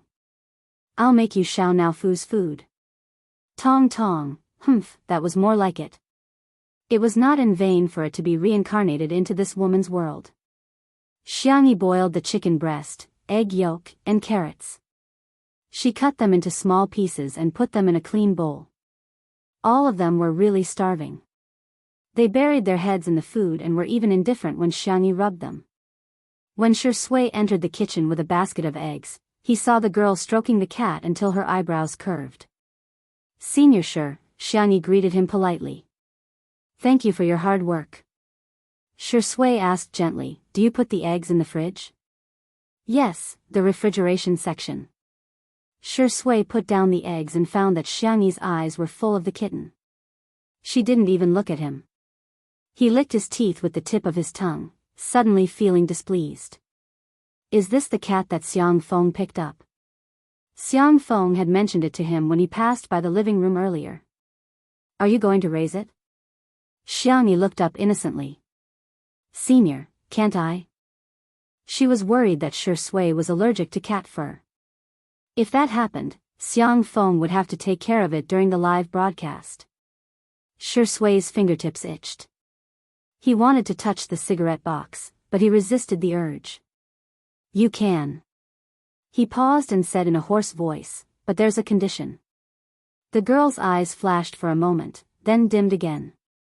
What condition? Tong Tong, whose mouth was full of delicious food, was the only one who raised its cat face and stared at Shui suspiciously. It felt that there was a familiar but dangerous aura on him. But, eating was the most important thing. It opened its mouth and buried its face in the bowl again. Shui looked at the girl sitting cross-legged on the ground with a half-smile. Call me brother? Huh. Xianyi was dumbfounded. Or do you want to call me uncle like Yen Nai? Asterisk have a good weekend, good night. Chapter 46. It was already evening, and the sunset outside the window was beautiful and gorgeous, creating layers of magnificent orange-red. The afterglow of the setting sun shone through the window onto Shui's face, embellishing it with a layer of light. It was unexpectedly gentle. Xianxia inexplicably thought of the first time she met Shui. At her 16th birthday party, he and Xiang Feng walked in together, his suit jacket casually wrapped around his arm. The noisy living room of the Xiang family instantly fell silent, and the crowd seemed to be bewitched as they unconsciously followed his figure. At that time, he was at his most frivolous and high-spirited. At the age of 23, he won both the Best Actor and Best Actor awards at the same time. One look from him was enough to amaze everyone. The reason he became her white moonlight seemed very shallow. When she went upstairs in a dress, Shui quietly blocked her with his suit jacket. Xianxia still remembered that the only thing she said to him was, "Thank you, big brother." Before Shui could speak, he was suddenly interrupted by Xiang Feng. "Little Xianxia, you're messing up the seniority. You should call him uncle." The memory came to an abrupt end. Xianxi's cherry lips moved, but she couldn't spit out the simple syllables no matter how hard she tried. She was no longer the ignorant little girl from back then, and her feelings for Shui were no longer romantic. She coughed lightly. "Senior Sure, perhaps, have you heard of mommy fans?" Shui raised his eyebrows, suddenly having a bad feeling. "Actually, I think of you as..." Xianxia was too embarrassed to say the word zai zai, so she changed the euphemism. She raised Xiao Naofu. "Like a cat." The little white cat, who had been disturbed from eating, looked fierce. "I already said that I'm not a cat, ah meow." Shui chuckled, leaned over, and rubbed Xiao Naofu's head. "Cat. It sounds pretty cute." Just then, Xiang Feng barged in. "Little Xianxia, is there anything to eat? I'm so hungry." "Hey, Shui, why are you still here?" Shui said, "Watch the cat." "What's so nice about a cat?" "It's so ugly." Xiang Feng muttered. Xianxia covered Tong Tong's two soft cat ears and said seriously, No, our Xiao Naofu can't hear anything." "You even named it?" "Yes, I want to raise it." Xianxia suddenly thought of something, and her clear eyes fell on Shui. "Senior, I'll raise him." "Xiang Feng, Aya, don't call me senior, call me uncle. He's of the same generation as me." For the first time in her life, Shui had a strong desire to shut others up. "Xiang Feng, no, he's older than me." "Should you call him uncle or grandpa?" Shui, a certain film emperor, was expressionless as he made a mental note of Feng of the Xiang family. Xiang family's Feng, expert at ruining the atmosphere plus stumbling block in the relationship between the male and female leads. Chapter 47. On Weibo. After all, it was the first live-streamed variety show in the country, and it was also Shui's first variety show. Hence, the discussion about two under one roof continued to be high. There were several related terms on the hot search list. #Shui's variety show, #Shui's white shirt, #Yen Nai is too cute, #more crayfish takeout orders explode, The netizens urged Shui's official Weibo account to continue with the live stream. The bored netizens began to dig into the outfits, recipes, and even the cutlery in the kitchen of Two Under One Roof was of the same style. Shui is indeed a man doted on by luxury brands. His clothes and shoes are all the latest fashion from the show sponsored by the brand, and even his watch is a private high-end gift from a certain brand. There's only one in the world. No way, you guys are way too fast. The sports bag that Shui was carrying was actually taken off the shelves. Damn it, who said that the production team of Two Under One Roof is poor? Let's not talk about how much that immortal venue costs. Do you know what the cutlery in the kitchen is? It's the Misty Rain series of Shizhou porcelain. A set of plates alone costs thousands of yuan. I'm a graduate student in the field of cultural relics and museums. The paintings and vases in the living room seem to be antiques, all of a sudden, the entire internet was shocked. Is Two Under One Roof variety show that impressive? However, more than that, it was the overwhelming number of marketing accounts that were leading the way. The female star with the surname X is uncultured, and her low standards are worrisome. Is the vase fairy delusional? The most comprehensive analysis is as follows: a prodigal can ruin a family, and Xianxia can ruin a variety show. There were countless similar posts on Weibo, and some experienced people could tell that Xianxia was obviously being targeted. However, there were even more passers-by who were extremely disgusted with Xianxia after reading these posts. I've lived for a long time, but the vase fairy actually has fans? Even though the crayfish takeout orders are exploding, her fans can still brag about her own cooking skills. I'm laughing my head off. How great would it be if this variety show didn't have the vase fairy? I'd be satisfied just watching Shuringdi 24/7. The vase fairies, welcome, and home have really been my laughingstock for a year. Come on, that's just a mansion used for live streaming. Is the castle her family owns as well? If there's an award for the most idiotic actress in the entertainment industry, it'll definitely go to the Xiang actress. I'm not watching anymore, I'm just going to watch Heartbeat tomorrow.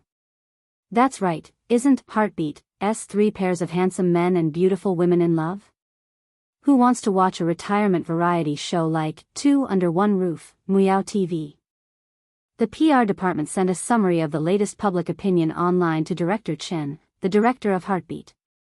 Director Chen smiled in satisfaction when he saw that the netizens had expressed their desire to watch Heartbeat instead of Two Under One Roof. If Li Jianyu wanted to compete with them in manipulating public opinion, he was still too inexperienced. They had already made full preparations. Drawing on the experience of today's Two Under One Roof, they would directly open up 7 live streaming rooms tomorrow, each of which would be connected to the other. When the time came, they would create a popularity ranking to attract fans to compete and spend money. He believed that Heartbeat would become one of the most profitable variety shows on Muyao TV this year. As for Two Under One Roof, everyone was only watching it for sure sway now. After a few days, when they got tired of it, wouldn't they all come to watch Heartbeat?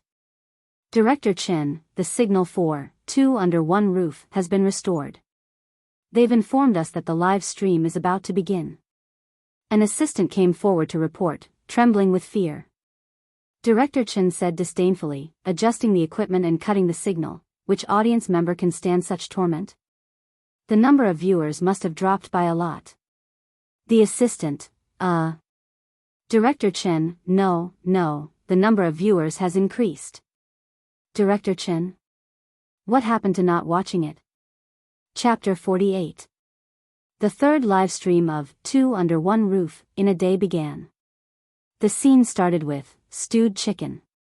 The camera first gave a close-up shot of the pickled chicken, and Li Jianyu's stifled laughter was heard by the audience through the sound recording device. This is Xiao Huang from our chicken coop. 'Cause of death, too fat. It passed away peacefully. Let's remember it. Thank you, Director Yen. You've worked hard. Sure enough, the knife never gets old. The live comments, First Blood. Those who are talking about First Blood, have you forgotten about the crayfish at noon? Crayfish, do you still remember that year when it rained apricot flowers? It was a mistake after all. Wait a minute, is this a romance variety show or a food variety show? Although everyone was confused, they were still watching the live stream with great interest. Some of them even treated it like a mukbang live stream. They either yelled out, "Mom, I want to eat stewed chicken tonight," or opened a takeout app to order a good meal for themselves. The camera then turned and landed on Yen Nai, who was cooking a pot. The young man was trying his best to start the fire. He pouted his soft lips and blew on it, instantly striking the hearts of countless fans. Oh my God, he's so cute. Brother, stop blowing on the fire, come kiss me. Ah, he's not a fireman, he's a fire boy. Are you trying to make me laugh to death so you can inherit my takeout business? Yen Zhenhua wasn't idle either. A famous director was actually peeling garlic. He hummed a little tune and happily peeled the garlic. He even said to the camera in a serious manner, "Men have to have something to live for. They can't be lazy men. Lazy men will get beaten up by their mother-in-law." The live comments, as expected of a cultured person, "His sarcasm is amazing, Director Yen is so cute. He's so humorous and funny, why don't the Yen father and son team up and debut together? Ha ha ha, he's here, Shuringdi is here. Wait, what the hell is he holding in his hand? Chopping board? Vase Fairy is holding a kitchen knife? What should I do? I'm starting to pinch my thigh. How can these two walk out of Fashion Week with a chopping board and a kitchen knife? I actually feel like the two of them are a little CP, get lost. I refuse to form a CP. Take away Shuringdi, we won't date you." Sure Sui was indeed holding a chopping board for cutting vegetables. The original chopping board in the small kitchen was too small, so he helped Xianxia get the chopping board from the big kitchen. Xianxia took a kitchen knife and some seasonings. She raised the knife in her hand and cut the whole chicken into pieces. Peel and slice the garlic and ginger. Chop the scallions and chili. After lighting the fire, remove the oil from the wok and add the scallions, ginger, garlic, green peppers, red peppers, and the secret chili powder. The fire in the wok was strong, and in the blink of an eye, a fragrant aroma wafted out. The chicken pieces exuded a sizzling grease. Under the high-definition lens, the viewers were about to drool. After stir-frying, add in the seasonings and simmer them with water.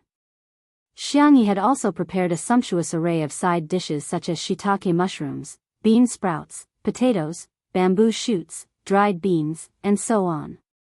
She put them in at the most appropriate time. The noodles were kneaded in advance and pressed into a thick and thin flatbread.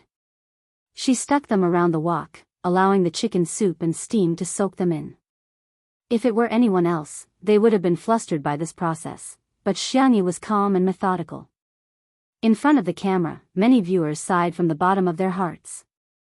The Vase Fairy was a little too dramatic and stupid, but her cooking was still quite pleasing to the eye. Yen Nai swallowed and couldn't help but ask, "Xianxia sis, what are we eating tomorrow morning?"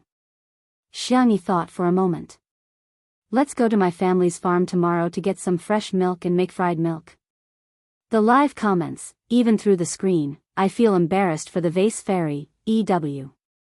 Do you think the whole world is your home? Your family's farm? Sister, can you be more shameless, please? Good night." Chapter 49. The comments section was once again in an uproar over Xianxia's words. Someone weakly posted, "My college classmate is at the live broadcast site. I heard that it's Xianxia's home." She offered to be the live broadcast site. Unfortunately, there were just too many comments. This comment was like a drop of water that fell into the ocean. It didn't even cause a splash. The earth pot chicken needed to be stewed for a long time before the flavor would enter. The Yen father and son eagerly waited by the pot. Even though Xianxia repeatedly said that even if the fire was extinguished, the temperature of the firewood would be enough to cook, they still didn't move an inch. One old and one young, their cravings were obvious. "Is there any more sour plum soup from lunch?" Yen Zhenhua swallowed. "This chicken will be salty if you eat too much." Yen Nai, "Coke is fine too, add some ice." Xianxia found it funny, her eyebrows slightly curved. "There's sour plum soup and Coke. There's also some plum wine I brewed before. Director Yen, would you like to try it?" Yen Zhenhua's eyes lit up. "You know how to brew wine? Then we're in for a treat." "Not really, plum wine is quite simple to brew," Xianxia modestly said and got up to get the wine. Tong tong, Xiao Naofu had already taken a bath and dried its fur. It had transformed into a soft and adorable kitten, walking lazily as if it was patrolling its territory. As soon as it entered the scene, its cuteness attracted many viewers. Li Jianyu acted as a narrator and explained, "This is the cat we picked up this afternoon. Its name is Xiao Naofu. Ah, it's a kitten. I want to rua it. Such a cute cat, I can sit 10 of them to death. Baby, what color of sack do you like? Where can I pick up this cat?" Waiting online, urgent, the photographer generously took a few close-up shots of Xiao Naofu. The proud and arrogant cat walked around on its short legs and stopped at Shi Sui's feet. Meow. Xiao Naofu looked up curiously, feeling that there was a familiar aura on Shi Sui's body. Could it be that he was also a fast transmigrator? Impossible. Before it was reincarnated, it had looked up information about this world. Xianxia was the only fast transmigrator. Ah, I didn't expect this. My head hurts. Shi Sui lowered her peach blossom eyes, picked up the back of Xiao Naofu's neck, and gently stroked it a few times. The man and the cat looked at each other. The scene was beautiful and harmonious. Ah, I want to be held in the palm of my brother's hand too. I'm planting lemons online. I'm dying of jealousy. I'm not as good as a cat. Shuringdi is too gentle. What a perfect man. My hand fetish is about to have a nosebleed. Xiao Naofu was enjoying this human service when it heard the sound of footsteps. Its cat ears twitched and it suddenly cried out, meow meow meow. Xianxia heard its cry and hurried over. She put down the tray of drinks, took Xiao Naofu from Shi Sui, and stared at him warily. Xiao Naofu snuggled in her arms and whined in a coquettish voice, as if it had suffered a great grievance. Xianxia took 2 steps back with it in her arms. Senior, don't bully it. Shi Sui raised her eyebrows. A thought popped up in his mind. It's just a cat, how can it be more important than me? In the live stream. Is this the legendary green tea cat? Is it an illusion? Xiao Naofu seems to be competing for favor.